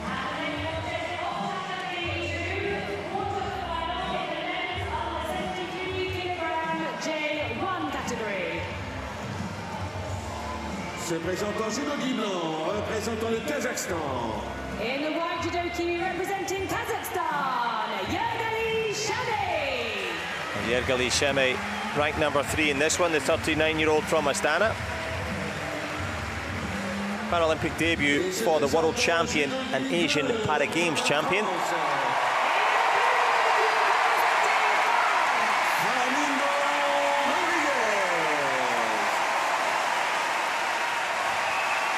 Big fans of Armindo Rodrigues, the 21-year-old who only started the sport in 2022, European silver medalist. Roland Pogier, the Austrian referee.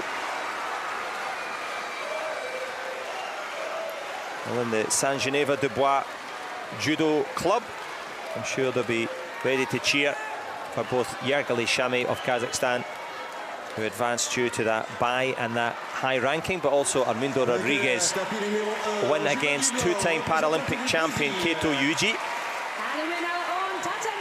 And he managed to surprise Kato, leapt out on him and gave him a shock here. Can he provide another shock against the reigning world champion?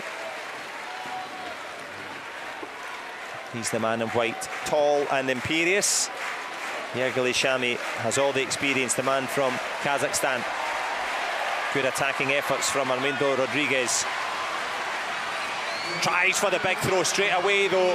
Hands on the head of the fans in the stand. That one looked like a very close to an ippon. Hold down now.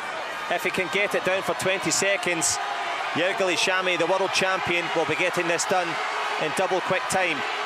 The French fans imploring Armindo Rodrigues to drive up to bridge out of this, but it's going to be a bridge too far into the last 4 seconds now.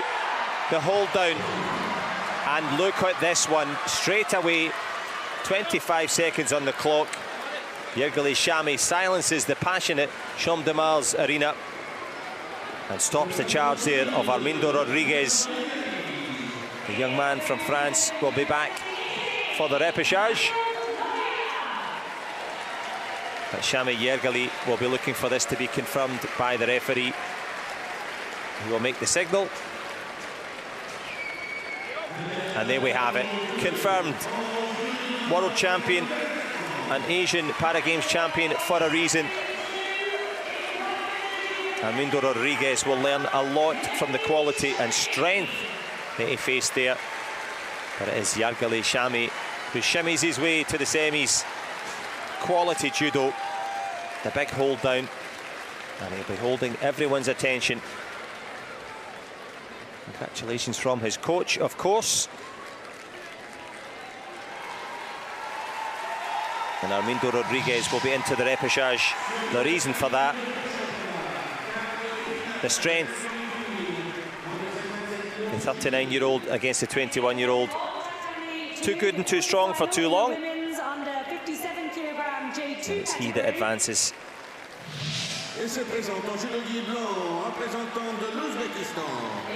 Uzbekistan against the People's Republic of China. Khodjaeva against Wang. And here she is. Kumoshkon Khodjaeva, the 27-year-old. Third at the Asian Games. In the blue judogi and representing the People's Republic of China, Wang Jianan. Well, Wang Jianan, the 23-year-old, making her way into this one. And Sherbet Turabat, experienced centre referee. And a big experience now for the silver medalist at the Asian Games. She made it into the final back in Hangzhou. And she hails from the Shaanxi province.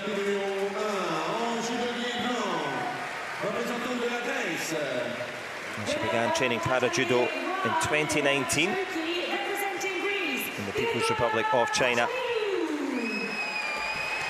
And she's made one of her dreams come true to be a Paralympian. And that happens officially as soon as that clock started.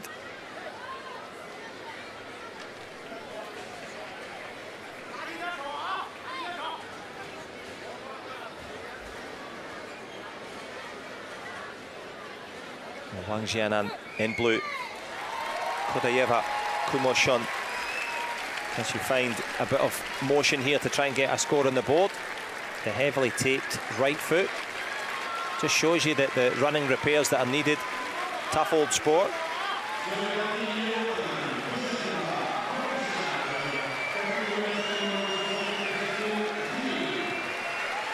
Strong grip there on the sleeve.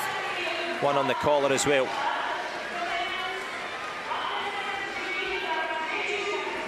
And of course, the feet are very important, the placement.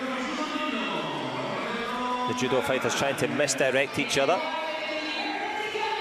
Set little traps. But caught in a trap at the moment as the clock started to tick there. But onto her back she goes. A little bit of difficulty now. The referee might have a look at this. The referee's going for the hold down now. The clock is ticking for Uzbekistan. Can she sustain this? Khodjaeva, Kumoshkon. 10 seconds have gone of the 20 required. Wang Jianan in big trouble. She tries to pull herself out with 4 seconds to go. She's out of it. Very rare that you see that.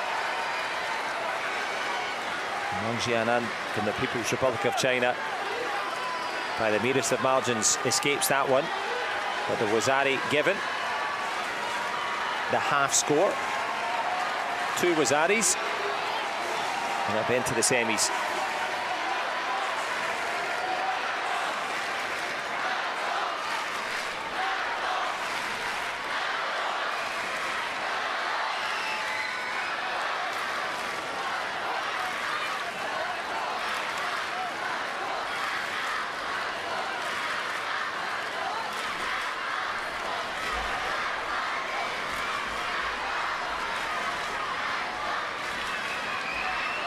Well, if things were to end now, it would be a victory for Uzbekistan. That half score on the board.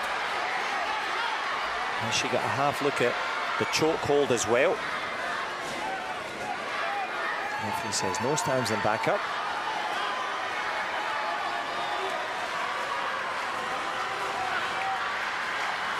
Wang Jianan just had a little bit of concern there with some tape on her hand there. So they're going to go back to the medical team just to get a bit of repairs on that.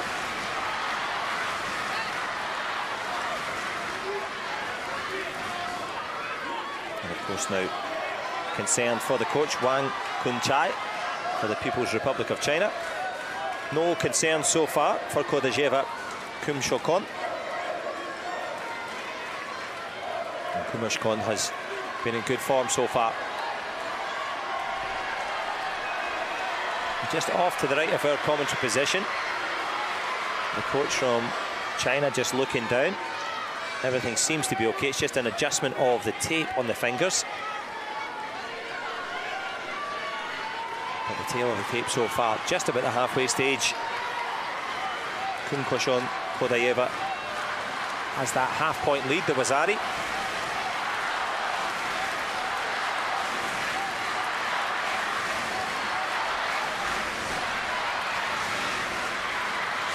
Trying to stay calm as the atmosphere builds. Wang Jianan. See those little tapes that you've got on the fingers there? That's just obviously for a bit of protection. You can get any injuries as the fans try to get their souvenir photographs. And some encouragement for Wang Jianan, who hears her friends, or indeed compatriots. Let's hit a big roar. Tape adjusted. Can she adjust the scores now? Going straight for it. Khodjaeva.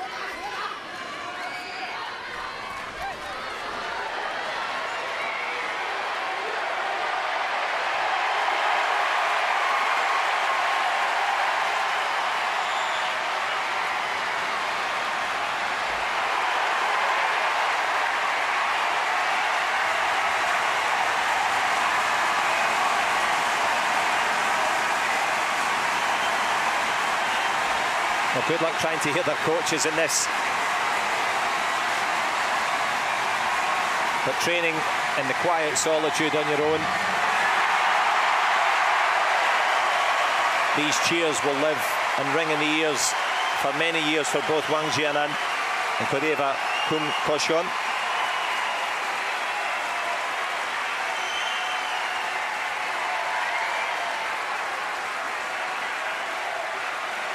Especially in individual sports, trying to reap that outside leg there was Wang Jianan. Individual sports, you're working away on your own, you've got your team around you, of course, sparring and so on, training for 5-6 hours a day, 5-6 days a week. And for these moments in these big arenas, whether they're cheering for you or against you or for someone else entirely, it doesn't matter. Here on the mat, company needed.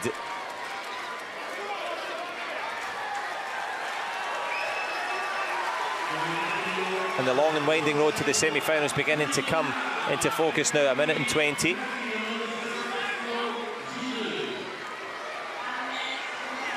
Kumushkon Khodjaeva.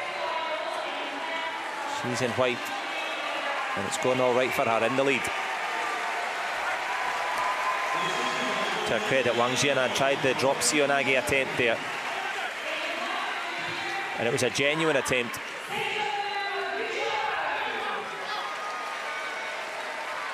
Show you judoka out there know the difference between, okay, I'll just run the clock down. But for the People's Republic of China, the clock, another enemy at the moment, the big rival, Uzbekistan, the big danger, also the clock.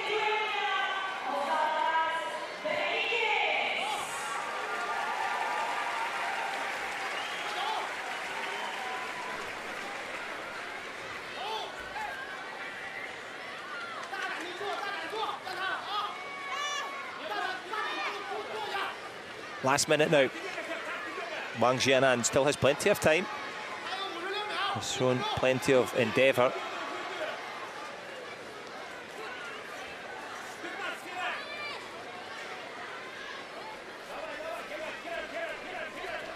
Khodjaeva just doing her best to force it to the edge of the tatami, out of that yellow mat. And Joe Guy called, which means you're in the kind of danger zone. But the 23-year-old in danger of slipping into the repechage at the moment. The fighter in blue, the reason for that, Khodjaeva Kumkoshon trying to solidify this lead. Has that one Shido against her, the yellow card for being too passive. Tries for the throw. She's going to get the Wazari minimum. She's going to get the combined Ippon there. 2 half scores equaling the whole, and it's a whole lot of fun now for Khodjaeva. Into the semi-finals she goes. Wang Jianan in blue will go into the repechage.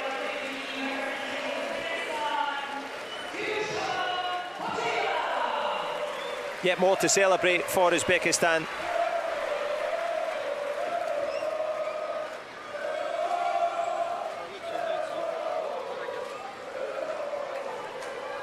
It's Kumkoshon Khodjaeva serenaded by the Tashkent faithful. And it was the quality judo in the end here. Drives for it. And gets it. That could have been worth a possible ippon, but landing on the side. And on the side of Khodjaeva Kumkoshon.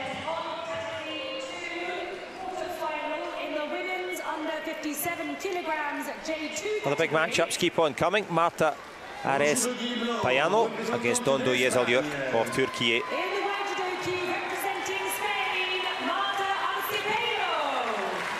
Well, here she is, the 47-year-old from Valladolid in Spain. En judo bleu, représentant de la Turquie. In the blue judoki representing Turkey, Dondo Yesilyurt. And from Samsun, now living in Bursa. She's been very, very impressive so far.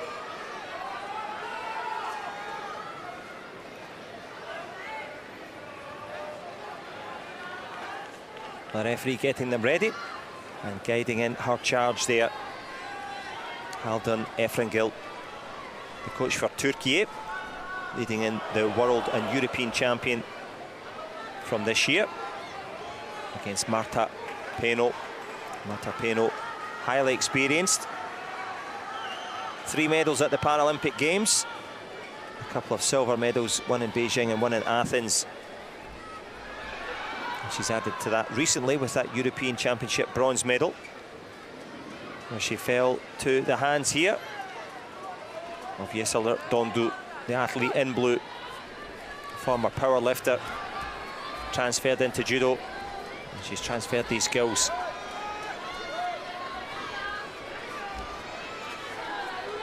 Marta Peno on the defensive, does well to keep her legs. Far back, tries for the sacrifice throw. She's going to get the Wazari minimum there. That was excellent.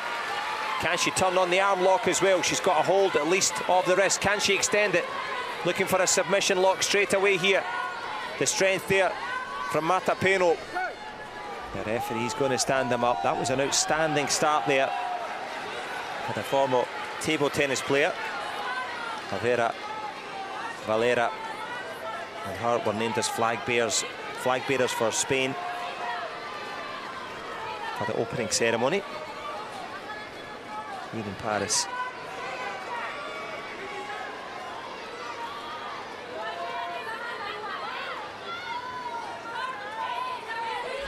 I'm sure her husband Yoshi and children Kenji, Issei and Yumi watching on, cheering her on.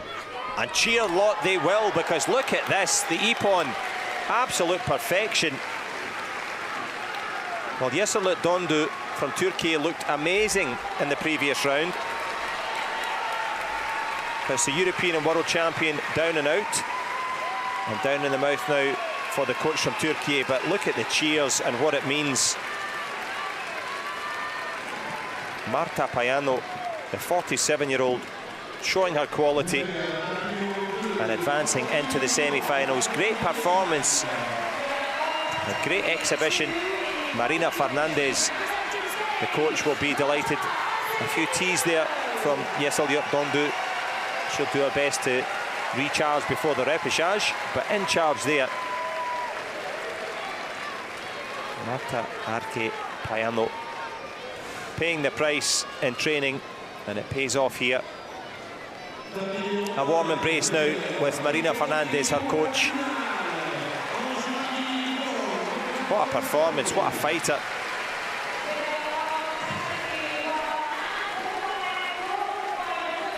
Excellent stuff there. Great performance. And felicidades, commiserations for Yesilyurt Dondu. She'll be into the repechage, and this is why, absolute textbook. Sacrifice throw, pushes the leg up, and the back straight onto the opponents there. Coach and fighter absolutely delighted. Hirosuke Junko for Japan against Laura Candela Gonzalez coming up.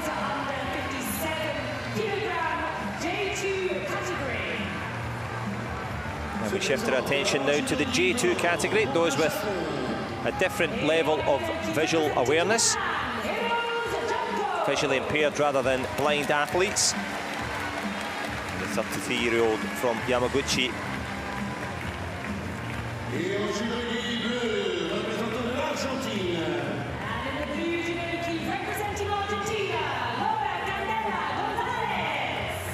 Laura Candela Gonzalez, 7th place last time out in Tokyo. Roland Pogier, Austrian referee.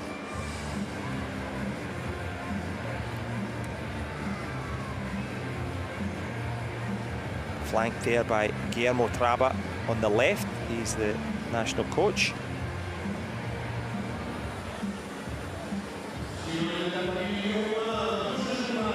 Hirose Junko,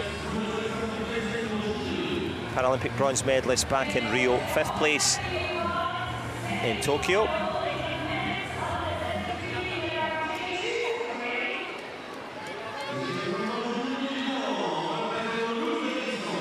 She was inspired to take up judo after reading manga. That's the cartoons, very popular.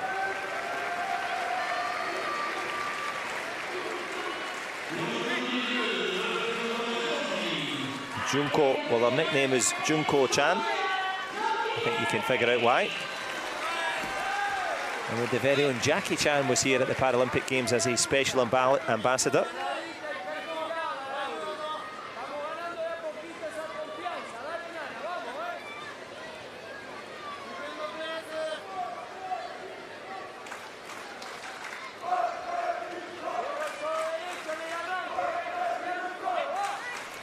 Good grip, good attempt there. Straight away from Junko Hirose. Laura Gonzalez keeping her elbows in, making sure that there's no chance to grab that arm.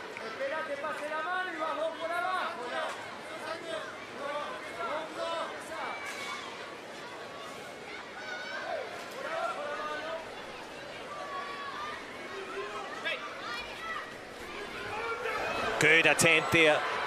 Slipped the legs in under, but landing on the stomach nicely. Laura Candela Gonzalez, the Argentine, just in time, makes the adjustment.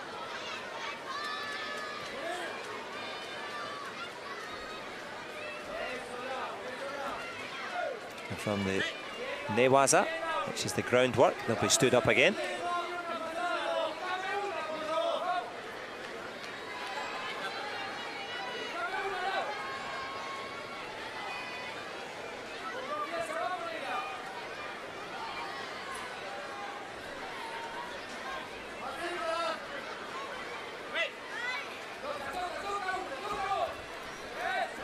Straying near the edge, and they're going to get a little call here of Jogai.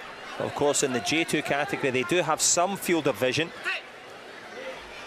a visual impairment rather than complete blindness, so that awareness around the tatami increased.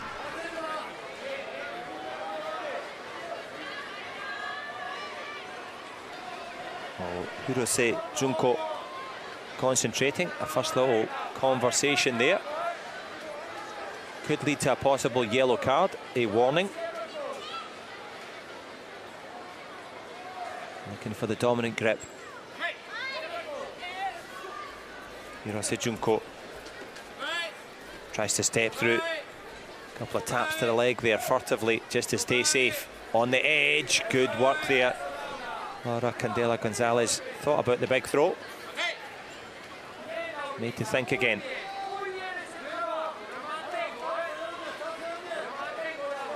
Well, there is her husband, Haruka Hirose, coach in the corner. So very much a family affair.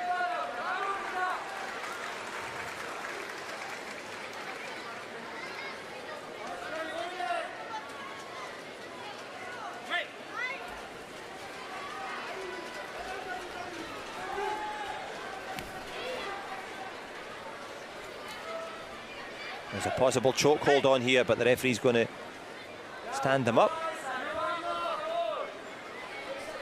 And the speed at which you stand back up gets ever slower. As Haruka Hirose giving out the encouragement and indeed the coaching. They can do that during this paused period. It's a pause for thought for Laura Gonzalez. The quarter-final stage, this the J2 category.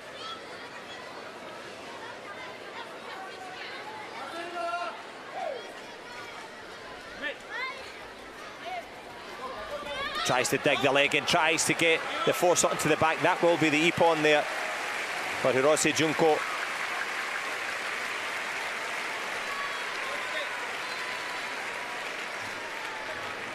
The knowledgeable fans here in the stands from both Japan and from France.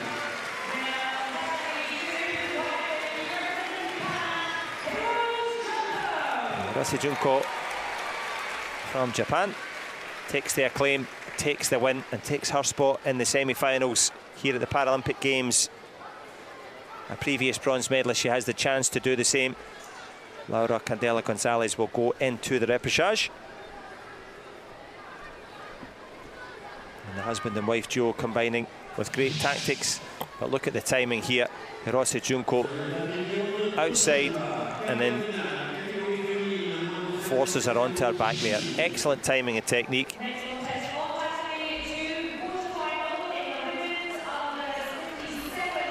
Diana Fedossova of Kazakhstan will go against Brazil's Lucia da Silva.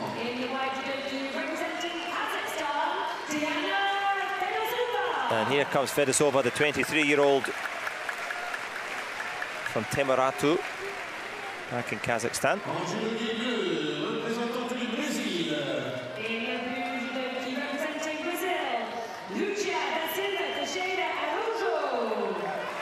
Well, Lucia da Silva, the 43-year-old from Sao Paulo. And Kathleen Friedrich from Hungary, the centre referee, the athlete on her left. It's her second Paralympic Games, 7th place in Tokyo for Dania Fedossova.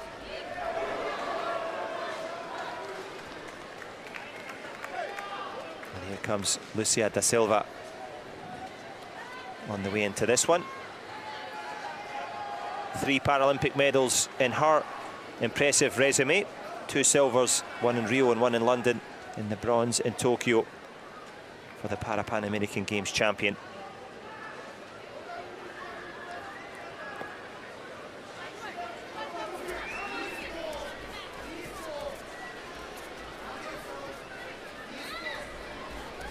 Neither fighter wasting any time trying for that inside leg trip to force it over.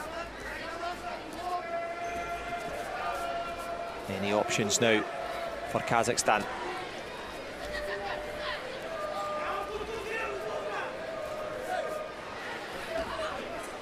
Decent little leg trip plus the throw attempted by Lucia da Silva Teixeira Araujo.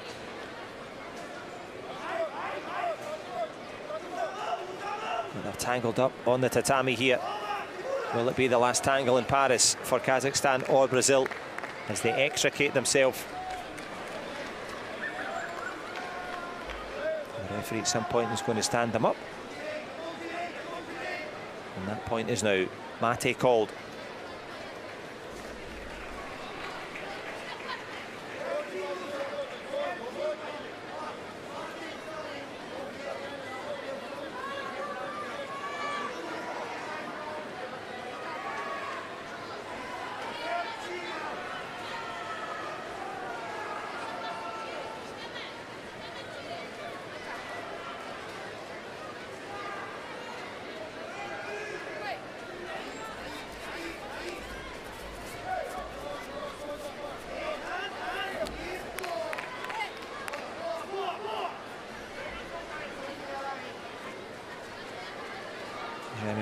Will be happy so far with the process and progress of this first minute. So looking for the maximum efficiency with minimum effort here in these 4-minute contests. Throw your opponent onto the back for ippon. Throw them onto the side or partially on their back for wazari. 2 wazaris is equivalent to an ippon. That would be enough to win any penalties. Shidos, yellow cards. Get them for breaking the grip, for not trying to get involved, for pretty much negative judo.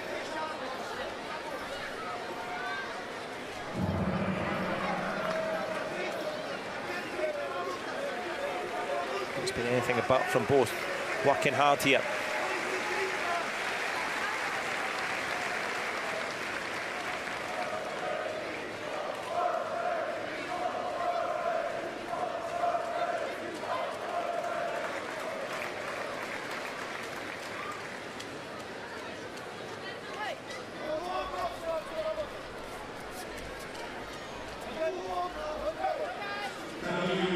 Referee just warning that they're getting close to the edge there.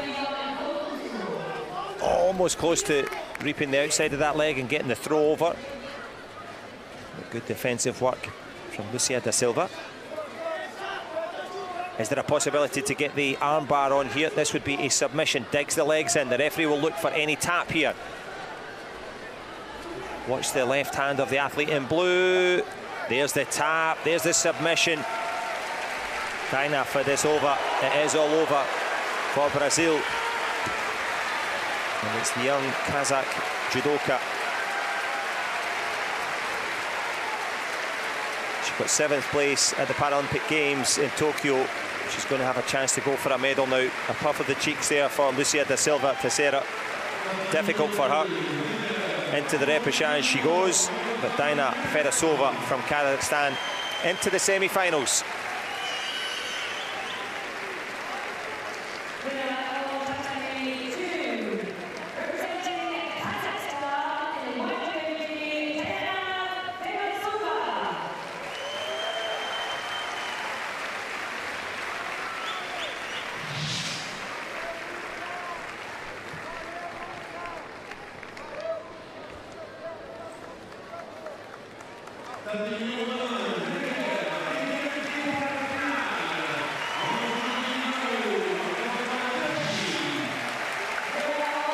So now in the men's under 73 kilogram repechage, Camanni Dongdong against Eduardo Gauto. Italy going against Argentina.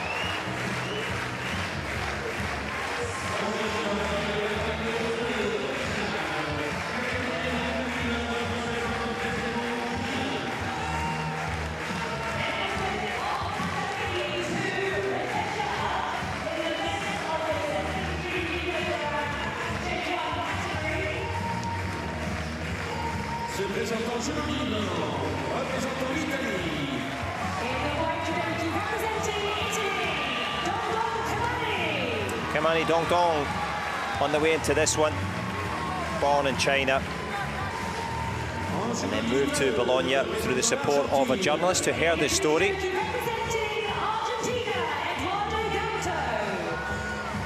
Eduardo Gauto, the 36-year-old from Lanús in Argentina, the 3-time Paralympian, as our centre referee waits for both judoka to make their way in. And the final steps up there from the man nicknamed Paolo on the left-hand side.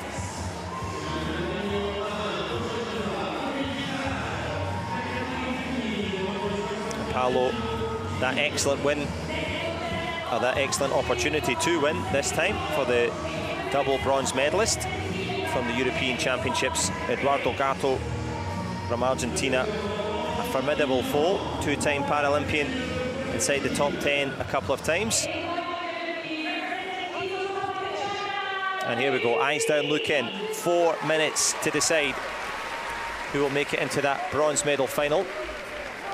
It's the final of the repechage, trying straight away with the aggression. Camanni Dongdong.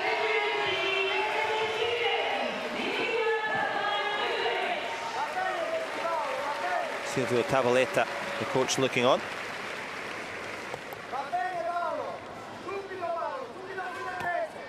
So sometimes we set ourselves limits that just don't exist, and that no-limit philosophy has dragged them to the Paralympic Games for the first time qualifying after that success at the European Games. Tries with a success, a big throw, huge ippon there. Perfect technique and a great reward there for Camanni Dongdong. The trace of a smile as he waits for it to be confirmed. Forza Italia.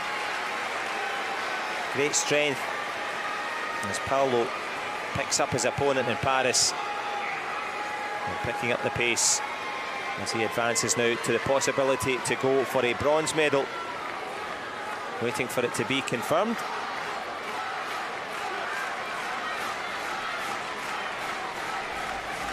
Plenty of calls for Paolo. I'm sure back in Perugia they'll be cheering him on at the Kosen Judo Club. Nice share of respect there between the two men.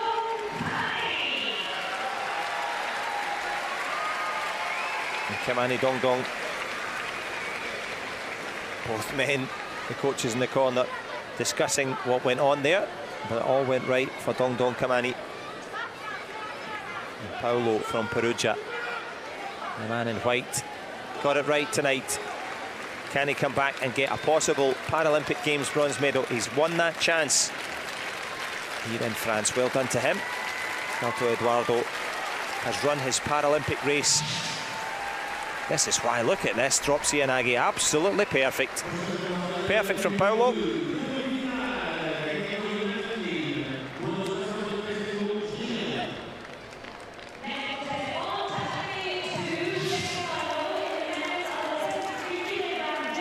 So the semi-finals now, Romania and Brazil. Florian Alexandru Baloga has a chance to go against Damia, Pereira, Aruda, Harley. And here he is, world rank number 1. Alexandru Baloga Florin from Zalău in Romania.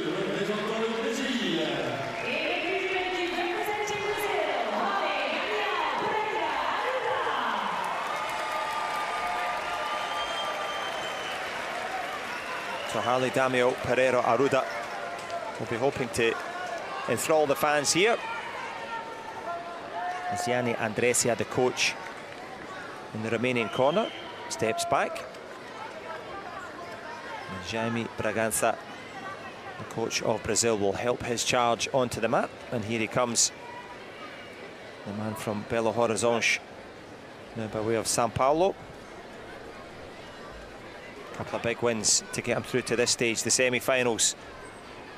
The big chance for both men now in the under 73 kilogram J1 category. J1 indicating that both athletes are legally blind, and hence they grip up. They also have those red dots on the back of their judo gi. That's the uniform. Who's going to get the chance to go forward to the gold medal contest?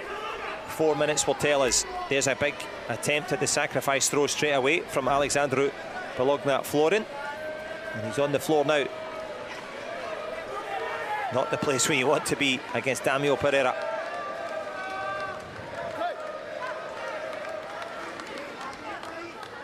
And the man in white from Romania, 2 Paralympic Games bronze medals, and that is why Jaime Bragança, the Brazilian coach, giving out plenty of instructions here how to deal with the talents of this man.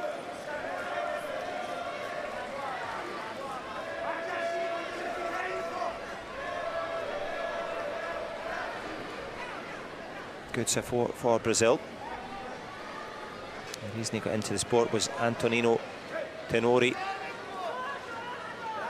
another para-judo aspect, an athlete,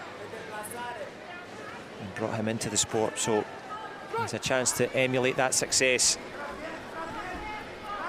And in his 3rd Paralympic Games, he has the chance to go for a medal now, but he's up against the formidable foe from Romania.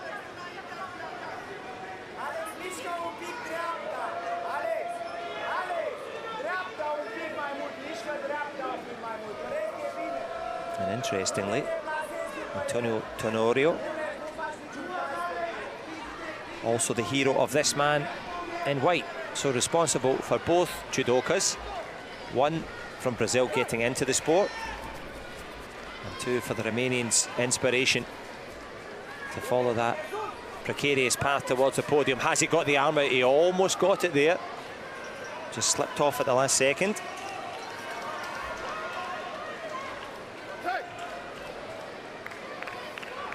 So you never know who's going to follow in your footsteps, especially the future generation who will follow on to this.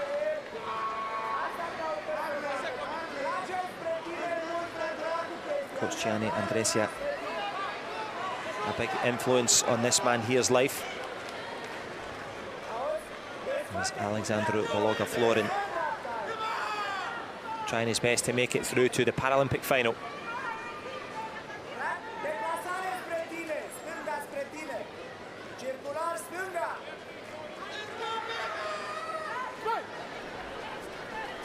Looked for the dominant grip, almost attempted to get that throw, but couldn't turn the arms round. You've got to control that grip, almost like a steering wheel, and turn it as if you were driving a big bus, but trying to drive forward here. Alexandru. But the roadblock is on, and the referee, you would imagine, will stand them up.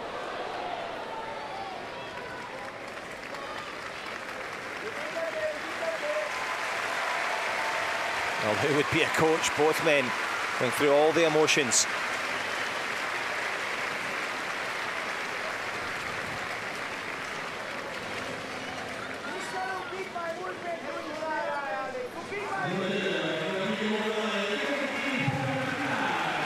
Paralympic Games semi-finals. J1 category. This, the under-73 grouping. If you've just joined us, you're just in time. No scores on the board so far. Throw them onto their back for an Ippon to win. Throw them onto their side, partially on their back for a Wazari.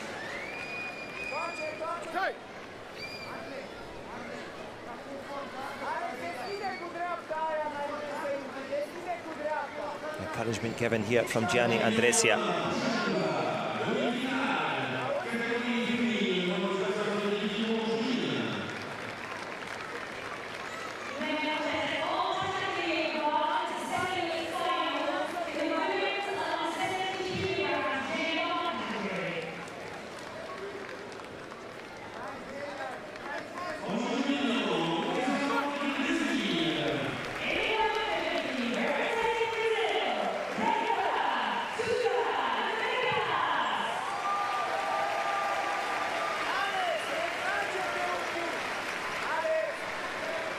Both men feeling the pace now. Being turned about face back to their respective positions. The referee doing an excellent job, and also giving that Shido there. Damio Pereira, the man from Brazil. 18 years the senior of the Romanian. He's still got plenty of strength remaining. But that first yellow card, one of three Shidos. If you get that, you lose.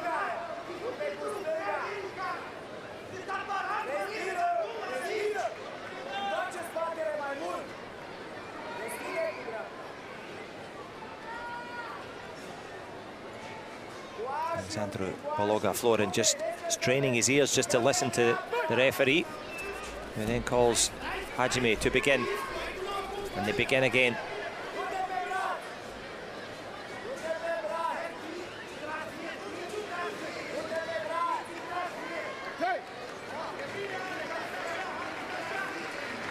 Well, the call now from the Romanian coach: take a breath, recover.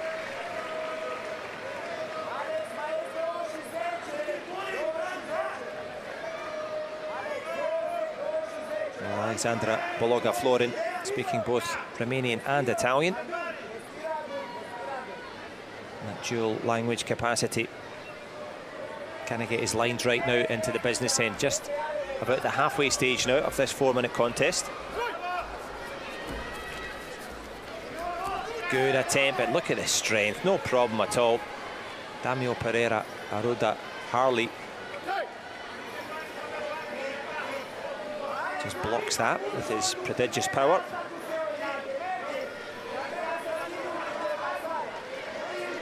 Jaime Bagranza audible as well, the Brazilian, trying to give that encouragement.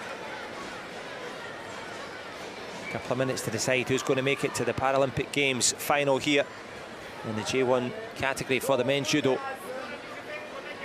Under 73s, and they're under starters orders again. A couple of flicks out at the legs, both men keeping their hips well back, staying safe as possible. Transfer of power. And there's the Wazari signalled there for the Romanian. Daniel Harley from Brazil tried to go for it. He's put himself in a bit of difficulty now. The referee might have a look at, is he being held down?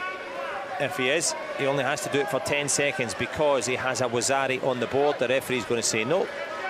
Get them back up. Usually you have to hold your opponent down for 20 seconds, but you've got that Wazari, that half score, You only need to get the 10-second hold down. But goodness me, Damio Pereira, Aruda, Harley. He gave a lot. Even in the round of 16, he was forced into the golden score. Quarterfinals, he was pushed to the absolute limit.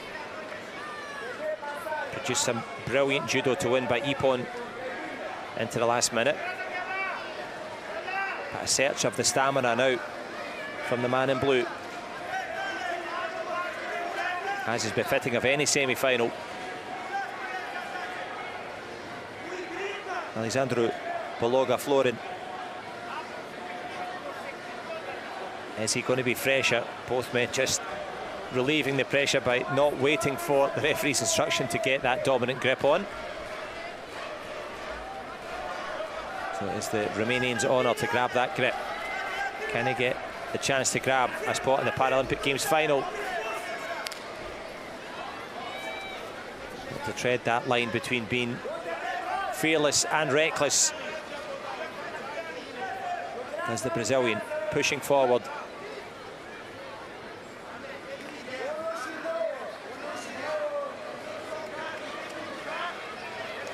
It tells a tale every time you try and get back up off the ground. Never easy. In this J1 category, both men legally blind, so listening into their coach's instructions and that of the referee.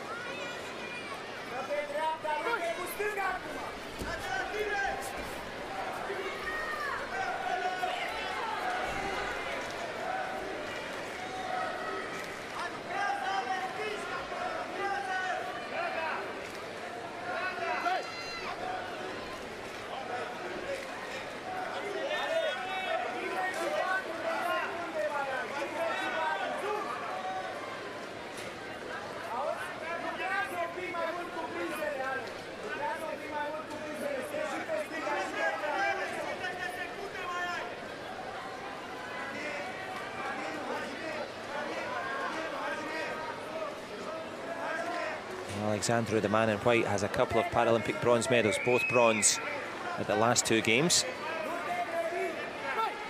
And the fourth Paralympic Games now for the Brazilian, Damio Pereira.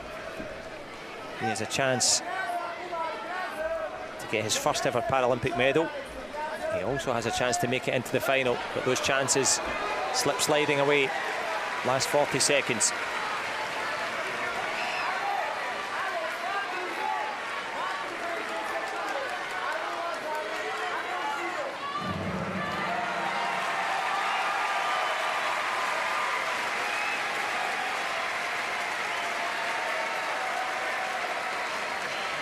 Suranov gripped up here, trying to get that dominant position. The referee having to intervene. He gets set off at the wrong angle. And as a Shido is now being given, that's a second yellow card. Damio Pereira in danger now. Sticker twist as he tries to go for a spot in the final. Alexandru Florin trying to find the energy down the stretch. The younger man from Romania.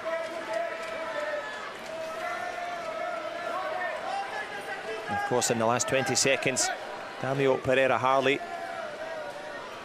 will be giving it absolutely everything. A Paralympic final still available. Needs a Nippon, needs a big throw. The man from Brazil has the will. But it's the skill on the other side of the map from Alexandru Baloga Florin. Final prayers from the Brazilian coach.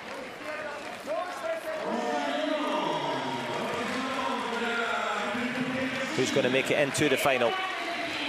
The next 20 seconds will tell us.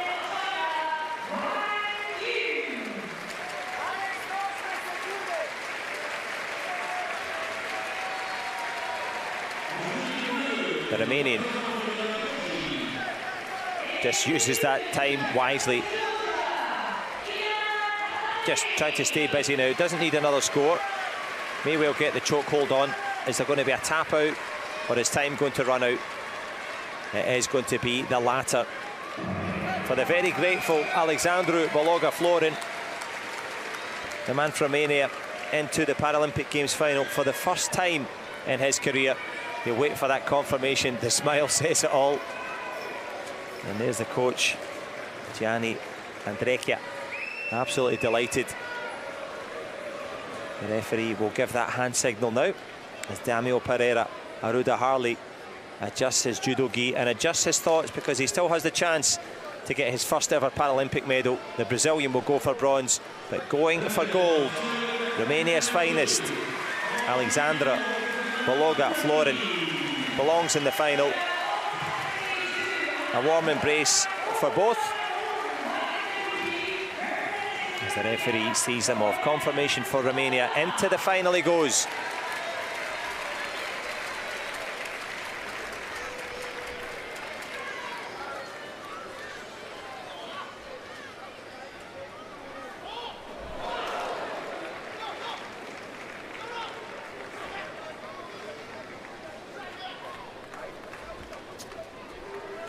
Magic moments. Baloga Florin into the final.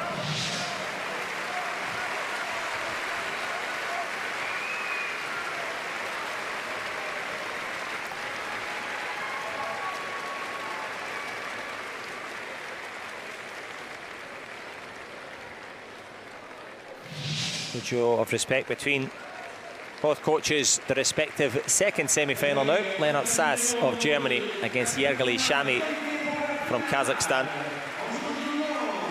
And they'll be aware that Alexandru is into the final. Who's going to join him?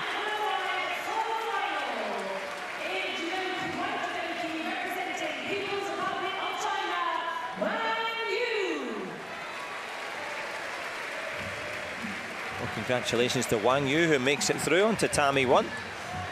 Who's going to make it through to the final now? Sur le tapis numéro 2, prochain combat. Demi-finale, catégorie masculine, moins de 73 kg, J1. And the next contest on tatami 2 is a semi-final in the men's under 73 kg J1 category. En blanc, représentant l'Allemagne. In the white judoki, representing Germany, Lennart Sass. So here he comes, Lennart Sass, a 24-year-old from Rendsburg in Germany. Et en judoki bleu, représentant le Kazakhstan. And in the green judoki, representing Kazakhstan, Yergali Shami. Well, Yergali Shami from Astana will need to be outstanding in this one. John Ramakers from the Netherlands in charge of proceedings in this one. Helped on to the coach there. Can he help himself to a spot in the final? Lennart Sass, all composure, the man on the left. World Championship silver medalist, and likewise at the Europeans, facing up to the world champion. They met in Baku at the Worlds. The man in blue emerged victorious. That was a couple of years ago now. The Paralympic Games final at stake for either Lennart Sass or Yergali Shami. And the 4 minutes are underway.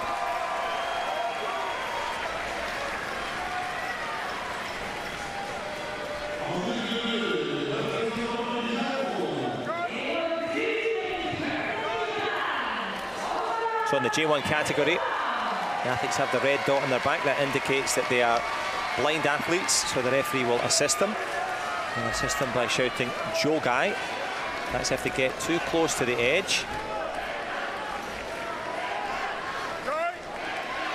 Like so.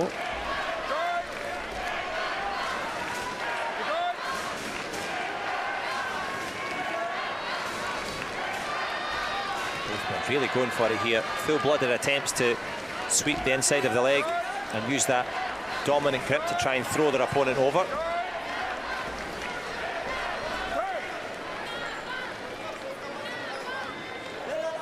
Repeat of the World Championship final. They'll know exactly what to do. Likewise will both coaches. In the foreground there was Dauran Orazov.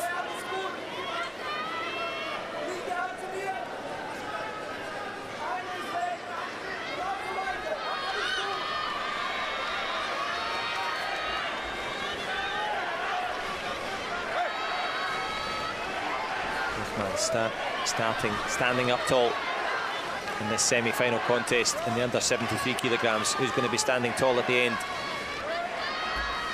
Little fake there from the German, pretending to try and draw out the response, that action-reaction, but not buying it with Shami Yergali. But there's a little look from the referee there. No scores on the board. Great adaptation there. So he takes the centre referee's arm, back to the centre he goes.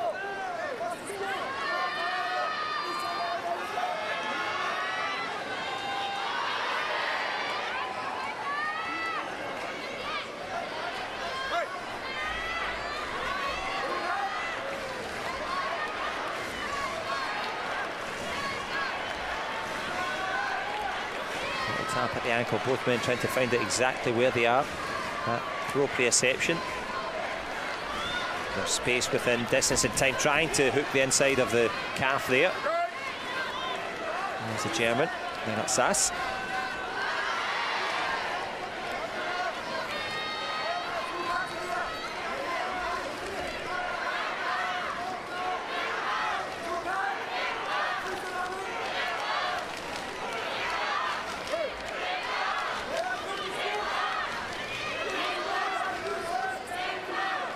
Shami makes his way back to the centre here. Nothing to separate them. No Shidos. Well, in fact, spoke too soon. There's the first yellow card. 3 of those. And they are disqualified. If it is 0-0, they don't count as a score. There's the trip, though. That might count. The referee not signalling Wazari.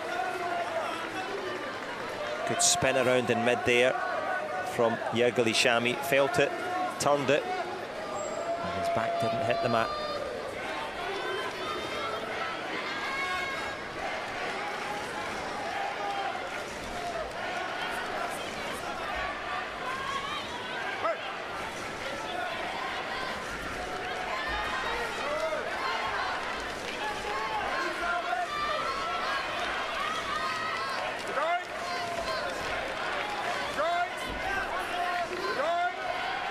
String close to the edge out. The referee will pull them back into the middle.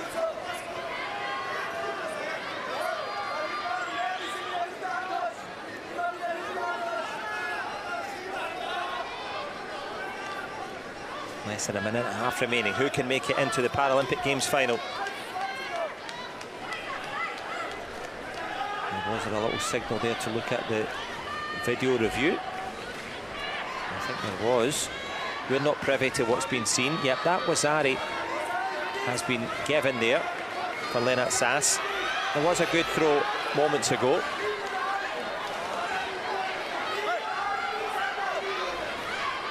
The coach conveying that information now. Now for Kazakhstan, Yergali Shami, can he make his way to try and get some throws? He's getting closer with the legs. Will he make the big step through?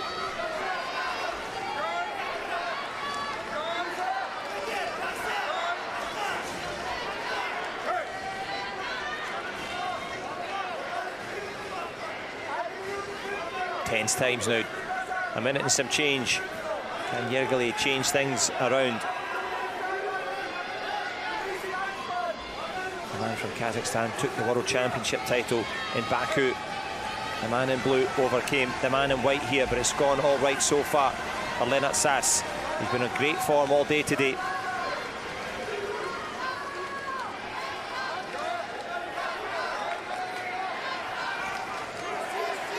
The law student from Heidelberg University in Germany, laying down the law so far, trying to lay his opponent down. And at the same time, keep himself away from any chokehold. You can be submitted, but the referee's going to stand them up.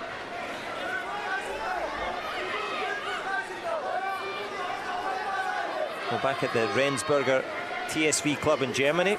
That's where he started as a 5-year-old. He says competing for the club means a lot to me because I grew up and they helped me to start my judo career twice. So they've been pivotal for him. And they'll be cheering him on. He's 30 seconds away from the Paralympic Games final now. Referee has a little look over for confirmation from the video review team. Likewise, the German coach trying to see what they are seeing. We're not privy to that video. We're waiting for any reaction from the referee. They're being separated. Is there going to be a signal of a score? So there's going to be, I think, a Shido warning. Oh, Hansel Komake. Disqualification for dangerous play. Now that will have to be confirmed. Well, a warm embrace there. Yegeli Shami and Lennart Sass. That was a disqualification there. Well, the coach is taking it in good part. We were not privy to exactly what it was. Lennart Sass was in command. Yegeli Shami is into the final. Hard to believe, but accepting it with good sporting spirit. The man from Kazakhstan makes it through, the world champion, into the Paralympic Games final for the first time in his career. His coach helping him, turning his head to wave to the fans in the stand, but waving goodbye to his gold medal chances there. Lennart Sass. It'd be good to get a better review of that the second time. Anyway, by way of Hansel Komake disqualification, Yegeli Shami into the final. Uzbekistan now against Spain in the women's under 57 kilogram semi-final.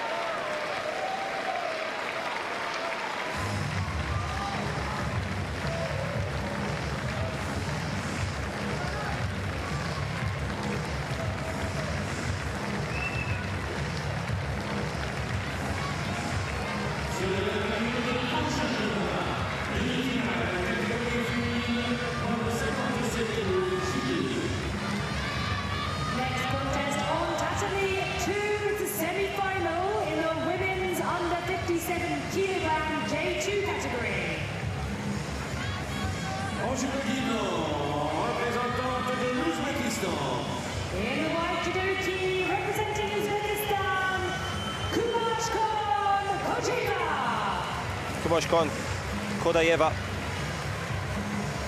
from Uzbekistan, third place at the Asian Para Games.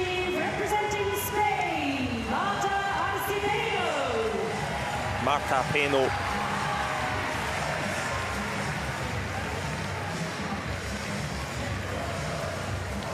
Anna Safrikova, the centre referee in this one. The win against Wang Jianan puts her into the semi-final, focused and ready, and she'll need to be, because in super form. Marta Peno, two-time Paralympic Games silver medalist, three-time medalist.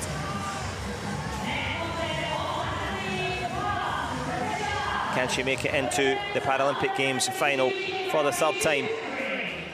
Spain against Uzbekistan.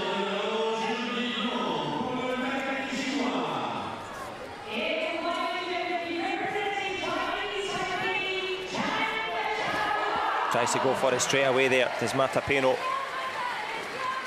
Pay no mind to Khodjaeva's attempts to defend.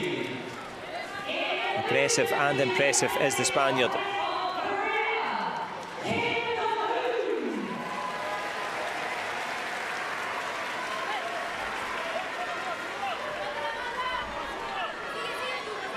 Well, that sacrifice throw was the successful one that put her into this semi-final position. Marta Peno.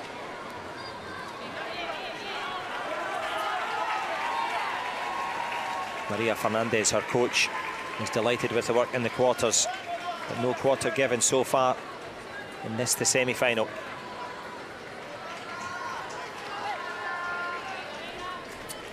Training in the High Performance Centre in the car in Barcelona, and indeed in Madrid.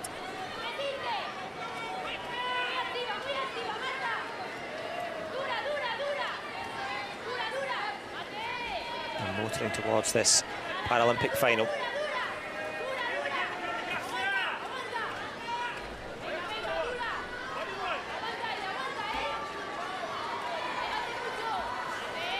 trying to force this arm out here. The referee letting it flow because there is a good, well, that's going to be the end of it now, but a good control or hold of the elbow, but holding her own there. Tapeno.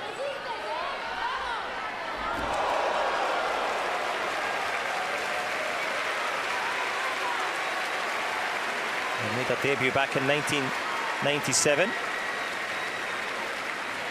Città di Castello in Italy. A decorated career.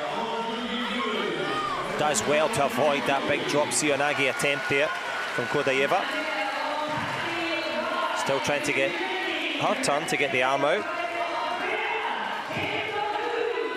If your opponent taps to submit, that's one way of doing it. If you can force them onto their back in a continuous movement and hold them down. The referee will start the clock, but the clock ticks down. A minute and a half already taken out of this possible semi-final.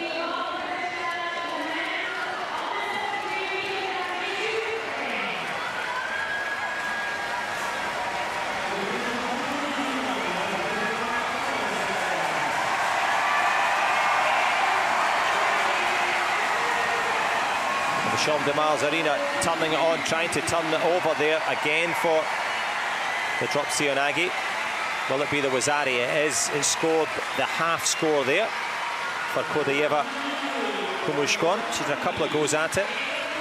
Has she got a go at getting this arm out here? The referee says no, stands them up.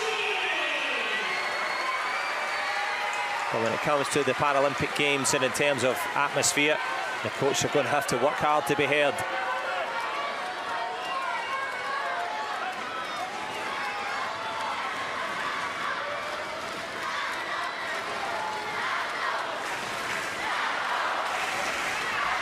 There's a good little attempt at dragging the leg across there. The Wazzari was signalled, and then the Ippon.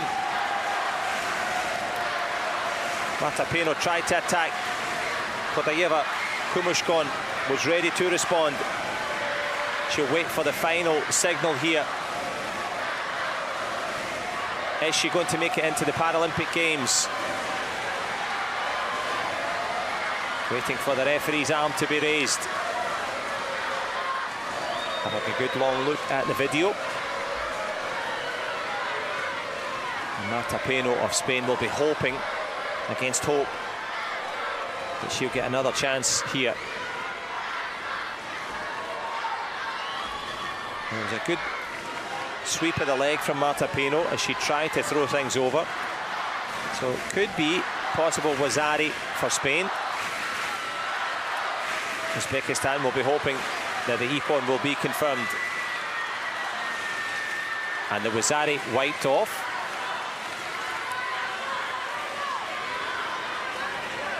So Uzbekistan losing that half score.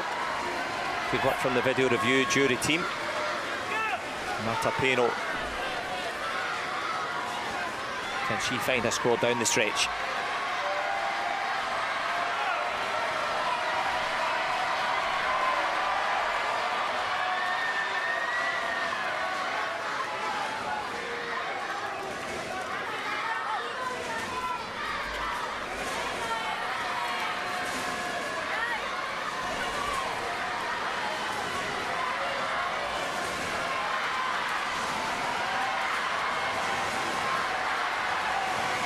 Possible chokehold opportunities now.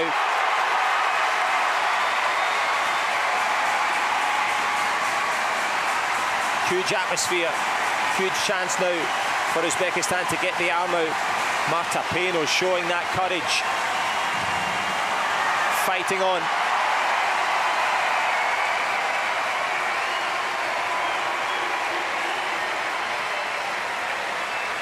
Possible hold down now, the clock ticking. Is it ticking on the efforts of Marta Peno? One Wazzari. You only need a 10-second hold down. The referee has waved the clock to stop.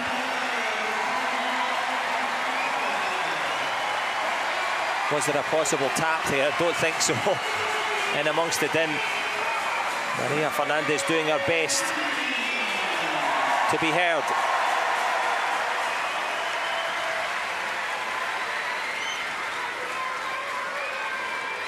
And the Spanish fans doing their best to give some encouragement. Deep into the last minute now.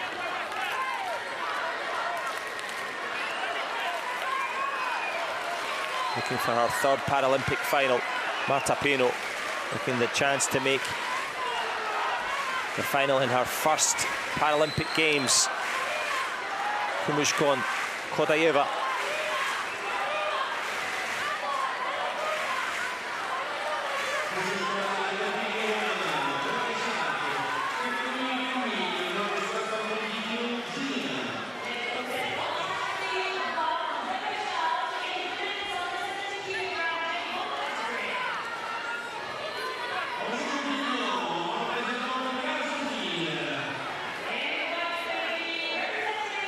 Clock ticking down, last 20 seconds. Good work there. That could be the decisive moment from Kumushkon. Khodjaeva pulls her arm out, forces Marta Peno onto the mat, and the referee paying attention now to two aspects. One, any possible score. The answer to that will be no. The biggest piece of information though from Kumushkon Khodjaeva from Uzbekistan, 4 seconds from the final. Marta Peno from Spain has been in that final on a few occasions. She's got the medals to show for it. Will she be going into the repechage, or can she find a moment of magic? The clock will answer, and the gong says Uzbekistan. Kumushkon Khodjaeva, the 27-year-old, in great form. Her first ever Paralympic Games final. Wonderful scenes, wonderful moments. Marta Peno from Spain will go into the repechage, but into the final, Khodjaeva, Kumushkon.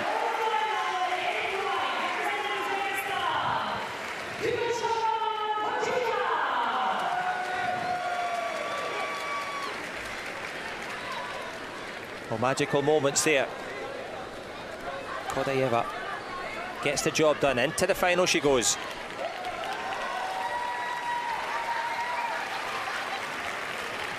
Still one more chance for Peno to add more medals to her tally. Spain into the repechage. The next contest on Category 2, the semi-final, women's on the 57kg J2 category. Hirose Junko of Japan against Diana Fedossova from Kazakhstan.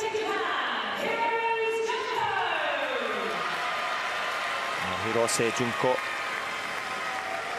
in this big semi-final for the 33-year-old from Yamaguchi.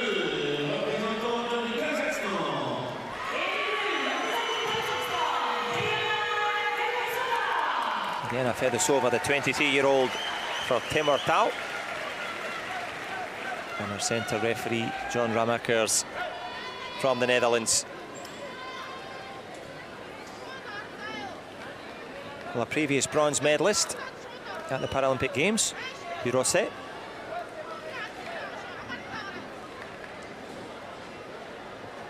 And finishing just outside of the medals last time in Tokyo, Diana Fedossova, that excellent win against Lucia da Silva of Brazil.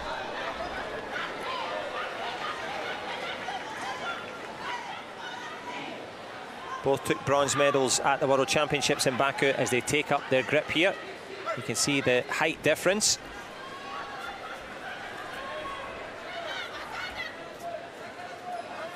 It's the J2 category, so they do have a visual impairment that affects their field of vision, hence the importance of the coaches, and indeed her husband there, Haruka Hirose, also the coach in the corner.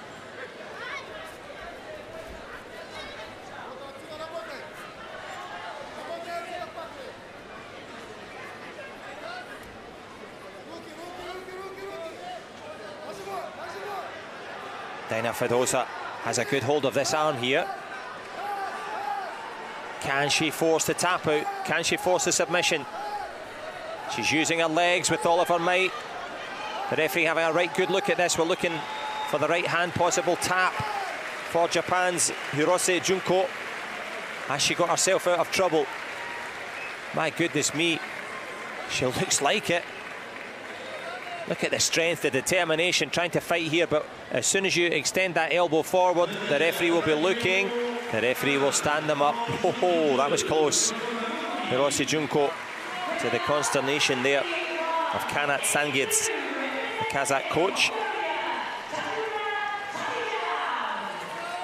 Gambate Kudasai is Japanese for fight, to go for it. The fighting spirit embodied there by Hirose Junko. The Asian Para Games champion back in Hangzhou a couple of years ago.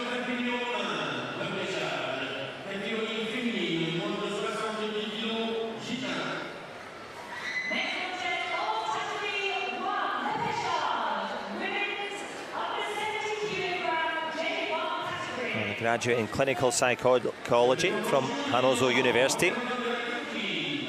So she'll be good at keeping calm, will Hirose Junko. And that mental control is so important in all elite sport, not just the physical skills. Trying to reap the leg though. Good movement again.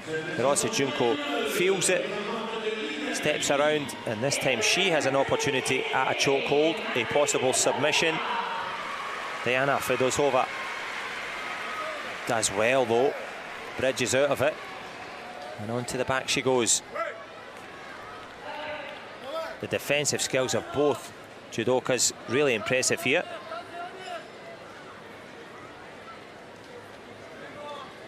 Maybe took a little bit of too much pressure on the jaw there, but seems to be okay. Fedossova.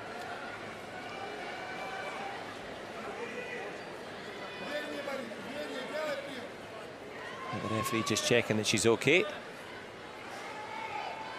it takes a lot of pain, takes a lot of endurance to really fight for the chance to go to the Paralympic final.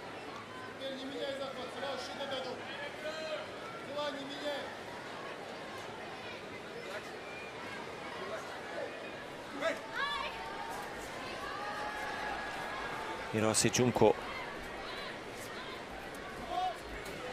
tries to reap the leg. Has she reaped the reward? The Ippon has been signalled. That should be confirmed. That looked pretty much textbook from this position. Hirose Junko has overcome Diana Fedossova, to the delight there of Haruka, coach in the corner.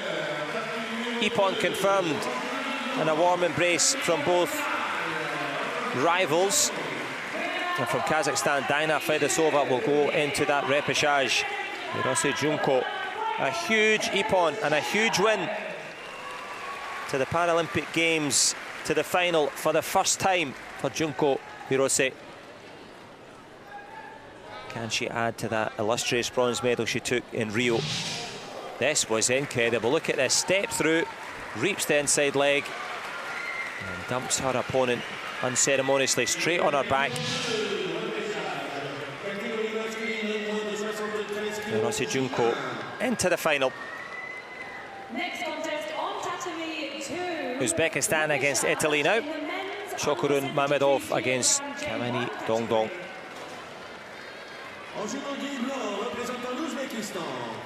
In white, representing Uzbekistan, Shokru Mammadov. Shokuru Mammadov.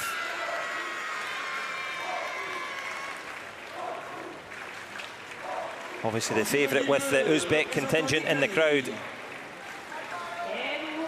blue jersey, representing Italy, Dongdong Camanni. Well, here he comes, Paolo Dongdong Camanni.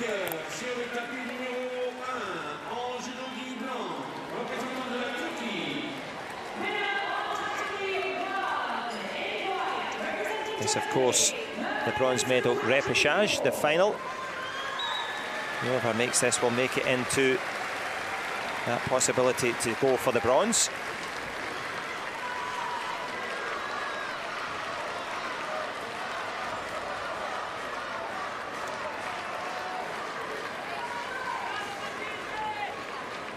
Big calls and big supports for Paolo, as he's affectionately known, the man in blue. But Mammadov, Shukrov, the 25-year-old, has the quality. Top 10 in the world, top 5 at the Asian Para Games. From the man from Shahrabaz State Pedagogical Institute back in Uzbekistan.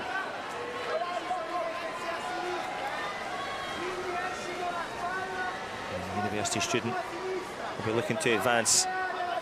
Salvatore Tavalote, the coach in the corner for Italy, doing their best to help their man to make it through to the bronze medal contest. But there's a big throw. Draws a huge gasp from the knowledgeable Champ de Mars crowd here. And Paolo Camanni Dongdong, well, his coach will be looking for a little bit of a video review, you would hope, or he would hope.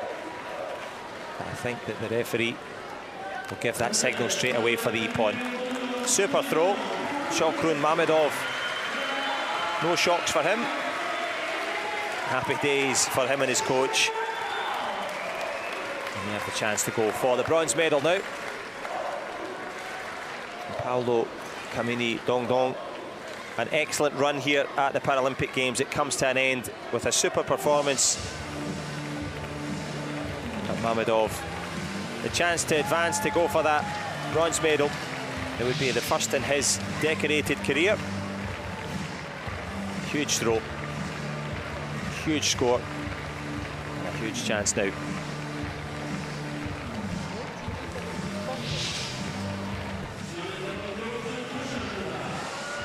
In the final of the repechage for the men's 73s, it's Portugal against France. The next contest on Saturday, 2 repechage in the men's under 73 kilogram J1 category. Représentant le Portugal. In white, representing Portugal, Iaia.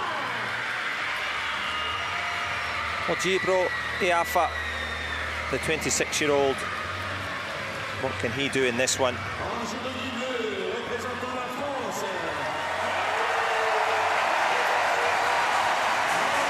As he goes against Armindo Rodrigues, the 21-year-old from France.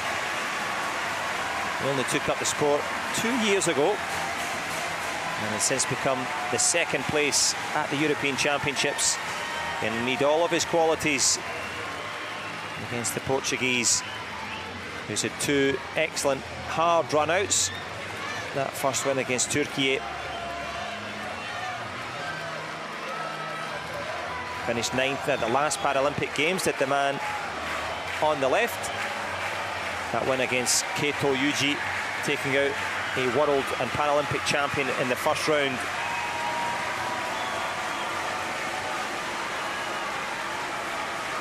So Geronimo Ferreira, the coach of Portugal, will know exactly how to guide and what to say. He's been aggressive, he's been impressive. Armindo Rodrigues has to be careful, doesn't want to get too caught up in things, tries for the throw, gets the Ippon verdict from the referee, forced himself onto his own back. And Gibril Iaia, the man from Portugal, will get the chance now to go forward for the bronze medal. Silences the Champ de Mars arena. And Armindo Rodrigues will be waiting for the full confirmation from the referee. Hands on heads, aghast. There will be a video review. There was an attempted sacrifice throw, which to put yourself onto your back and throw Iaia from Portugal. So if we're looking for a little window wiper move from the referee, who could invalidate this, but the video review team will have a good strong look at it. Armindo Rodrigues being aggressive, being attacking, as he put himself in danger.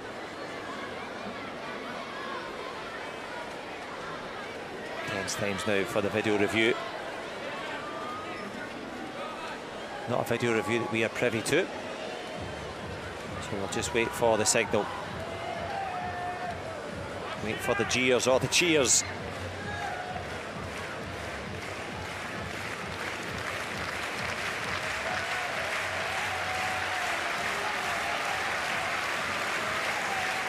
Jibril Iaia on the cusp of making it into the bronze medal final.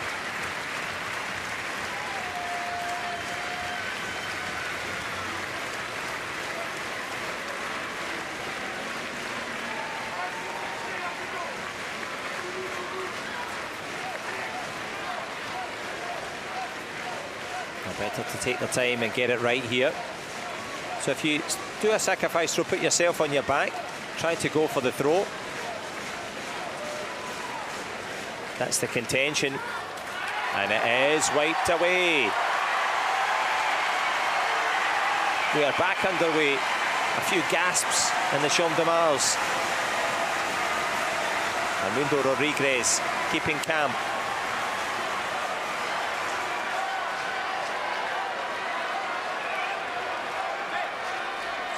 Who's kept their composure. Iaia in white, trying with all his might, goes for another throw, and that time clean, clear. Today, tomorrow, and every day of the week. Super technique. Armindo Rodrigues had a momentary stay and a chance to hang on in there to go for bronze. But surely now, the Portuguese coach asking for that to be confirmed. It duly is. That was expert. Really good technique. Jibril Iaia, a warm embrace there. And happy days now for Team Portugal. Geronimo Ferreira happy as well. And it is charge. Iaia, Jibril, who continues his charge towards bronze. Good effort there from Armindo Rodrigues. Only been going in the sport for a couple of years. Maybe that desire to be attacking just counting against him there. But a chance to go for bronze now for Portugal. Jibril Iaia.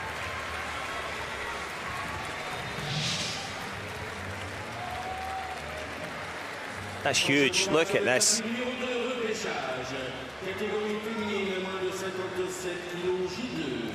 Next contest on tatami to Repechage in women's under 57 kilogram. So women's under 57s now. Wang Jianan against Dondu Yesilyurt.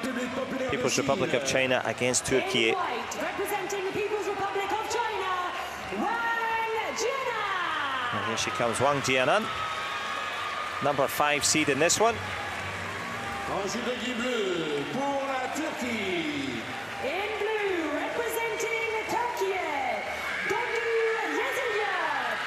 Dondu Yesilyurt looks resolute. As Craig Bartlett from New Zealand takes charge of this one. It's the J2 category, so a visual impairment rather than complete blindness, but still needing the assistance of the coaches, not just for the instructions, but also to get in and out of the tatami safely.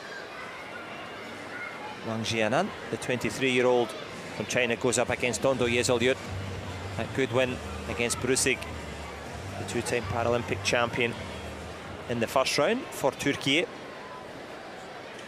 And Wang Jianan from the Shanxi province. But relying on the wise words of Wang Kunchai, the coach in the corner. Good try straight away there from Wang. And Dondu Yesilyurt, European and world champion, coming into this. Transferred over from powerlifting and has transferred her considerable strength and smarts into this one.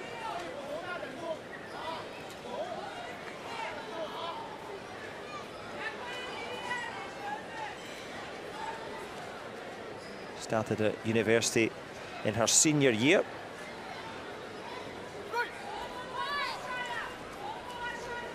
Studying tourism back at the Gazi University in Ankara. And a public servant in Turkey. Can she serve up a big throw? Good attempt. Look at the strength. Wang Jianan had a good position.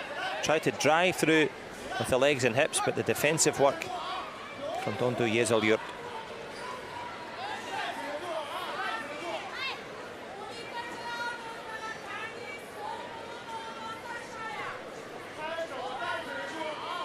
Haldun Efegemli, the Turkish coach, giving out the encouragement and the instructions as they look for the grip here on the wrist and the lapel.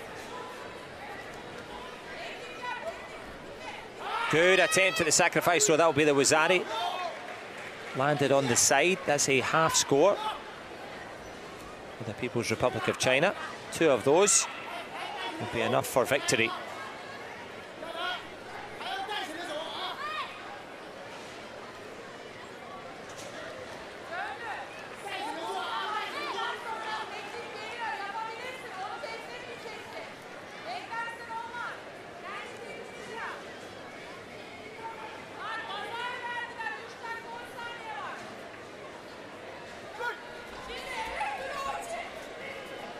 Yesilyurt trying to come through there.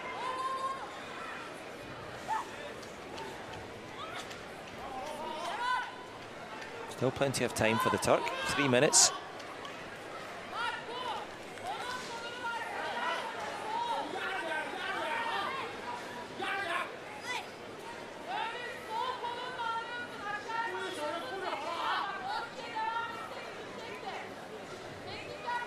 So both coaches audible, both working. As the referee sends them back in to grip up. Wang Jianan.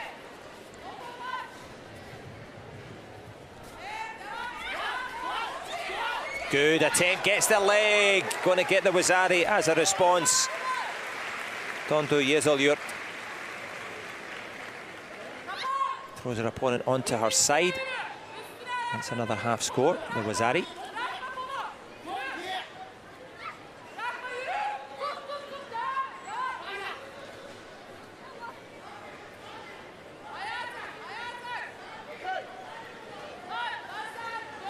He says that's enough of the Newaza. That's the ground techniques. Let's get back to the Takiwaza to stand up. Standing up and being counted there, Wang Jianan.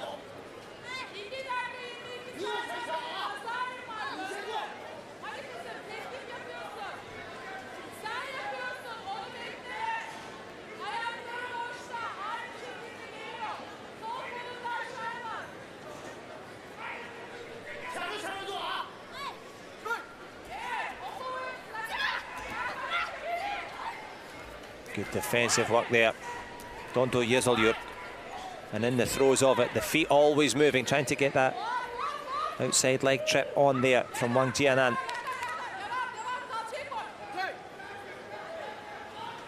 The referee separates them, a couple of minutes separating them from the golden score.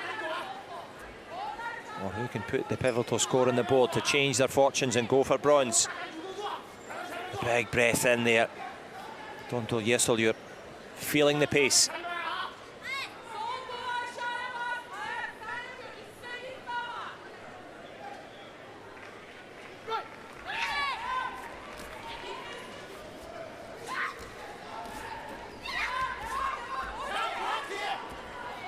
Trying to off balance the opponent. That's the objective of judo. Just about there. The referee will signal the Wazari. And my goodness me, Dondu Yesilyurt laying the mat there, trying to catch her breath from Turkey. She pushed it all the way. And Yesilyurt overcoming Wang Jianan. Well, she had to work for that one. The reserves of her stamina tested. And she has a chance now to go for a Paralympic bronze. She's into that final for the bronze medal.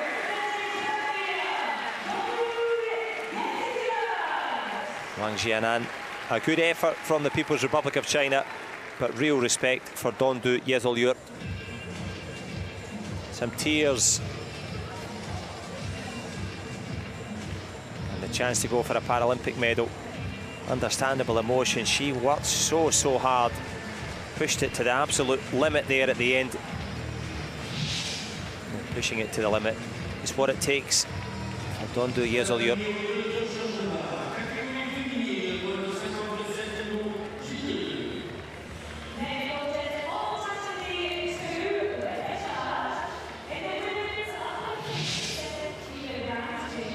So women's under 57 kilograms, Argentina against Brazil. Laura Candela Gonzalez against Lucia da Silva from Brazil.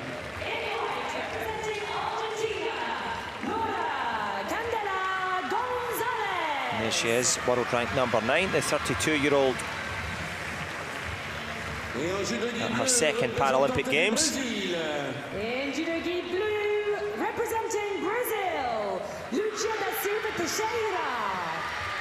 Lucia da Silva, the Brazilian fans ready to do their bit to cheer on the 43-year-old from Sao Paulo. Both have significant experience, but the significant medals Laura Candela Gonzalez trying to grasp. Lucia da Silva, 2 silver medals, 1 in Rio, 1 in London, and a bronze in Tokyo as well. Standing taller in terms of stature and in terms of athletic resume, the Pan American Games champion. Laura Candela Gonzalez took 3rd place in Santiago, Chile, so they know each other oh so well.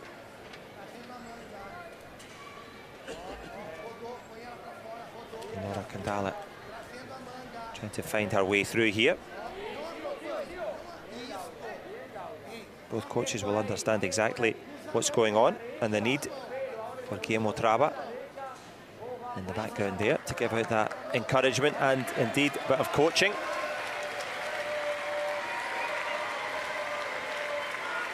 Jaime Vagranza been a busy man today, no question.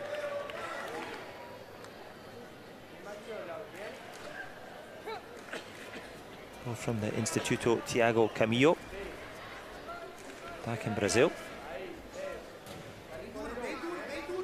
The Argentine continuously trying to go for this Seoinage attempt as they break grip there. Laura Gonzalez being aggressive. Last time at the Paralympic Games she was 7th. One of the loneliest places to be, just around the podium. Doesn't want to fall the same fate here. It's the bronze medal chance. And Argentina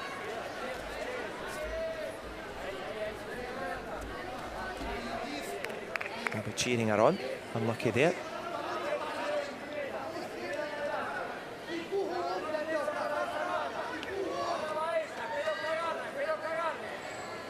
She's got a great expression here. The mind is like a parachute that only works when it's open. Can she keep her mind open and get the big landing of the big throw? Dragging off to the side the attempt. It's the J2 category.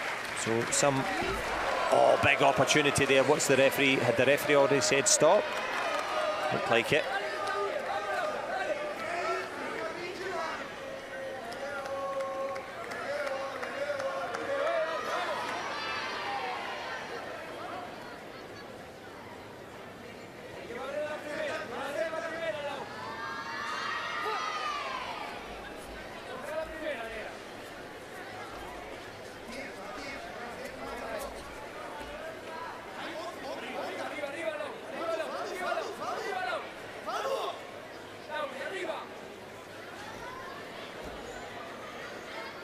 Concerns now for Argentina in a bit of a precarious position.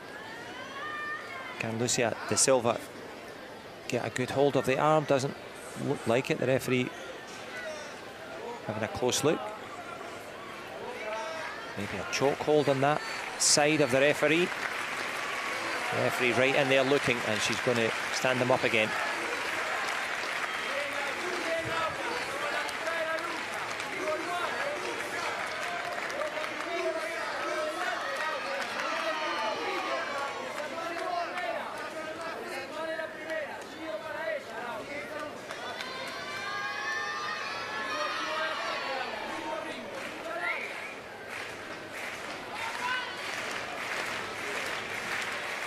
Well, the last action on the tatami here. The opportunity for Argentina or Brazil. Great aggression, good defensive work from Lucia da Silva. Laura Candela Gonzalez really going for this. Only one Shido, the yellow card against the Brazilian.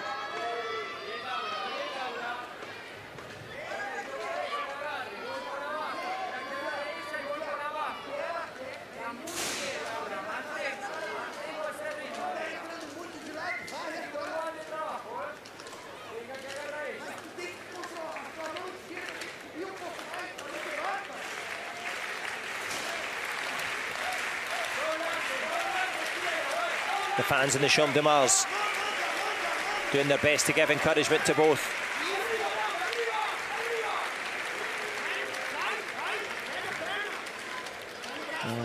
Candela Gonzalez has gone for a throw every time, really. Speaking of time, halfway through, Lucia da Silva being a bit more patient. Three-time Paralympic medalist on the right-hand side of your screen in blue. Has the experience.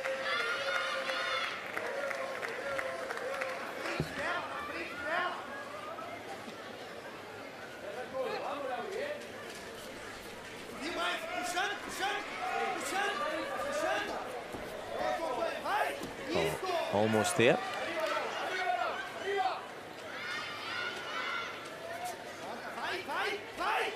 Yeah, looking for that strength in the arm here. This could be dangerous. Good work though.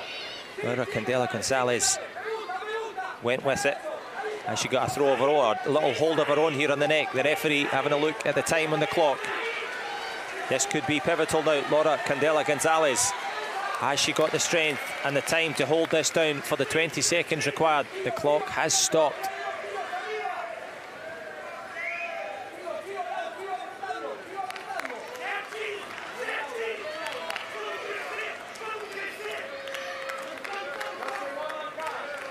Calme Bragança trying to keep encouragement going there for Lucia da Silva.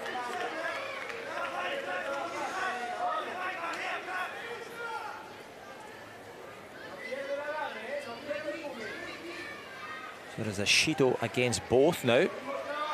Both got yellow cards.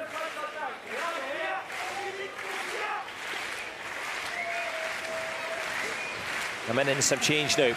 Trying to change her fortunes now. Laura Candela Gonzalez coming forward again, but leaves herself in a difficult position. The Wazari could be pivotal now. Lucia da Silva was patient. Can she turn this chokehold into a score? Doesn't matter. The Wazari is on the board. That's the half score. And the experience and the calm there of Lucia da Silva Teixeira Araujo.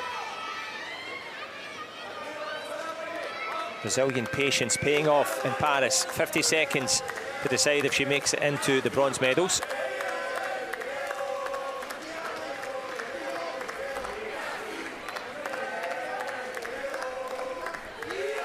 And that's going to be enough there. The second Wazari, back-to-back for Brazil. Plenty to thrill the fans. And they couldn't be quite heard there over the din in the Champ de Mars Arena. For Lucia da Silva Teixeira Araujo makes it through. Laura Candela Gonzalez pushed right to the end there. She was 7th at the Paralympic Games in Tokyo. It's going to be the same spot for her again, but taking her spot into the bronze medals, confirmed by the centre referee. Lucia da Silva Teixeira Araujo from Brazil finishes off in fine style. A warm embrace from both coaches.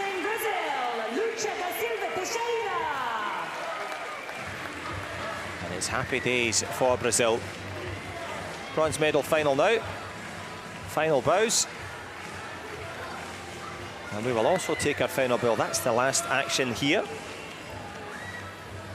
in the Champ de Mars Arena.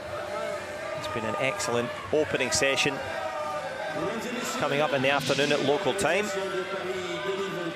of 1600 will be all of the medal matches. There's plenty to enjoy.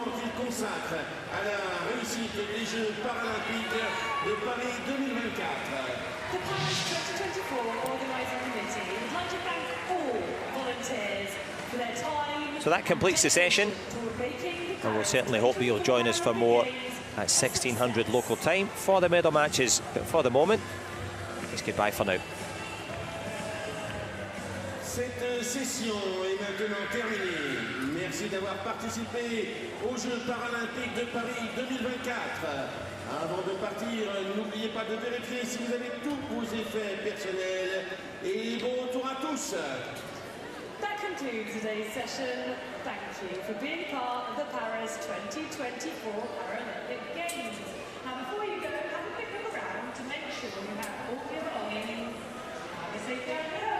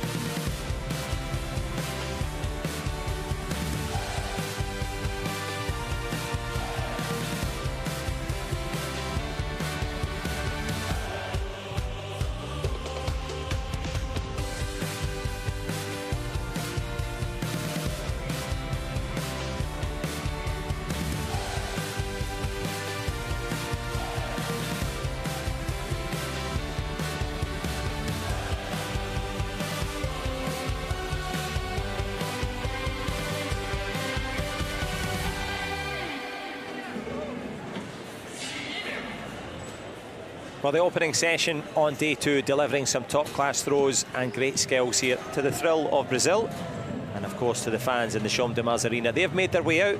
They'll be coming back for the medal contest at 1600 local time. We hope you can join us for that. We hope you've enjoyed this session, but plenty more judo to come as we go for the medals in session number 2 on day number 2. But for the moment, it's goodbye for now.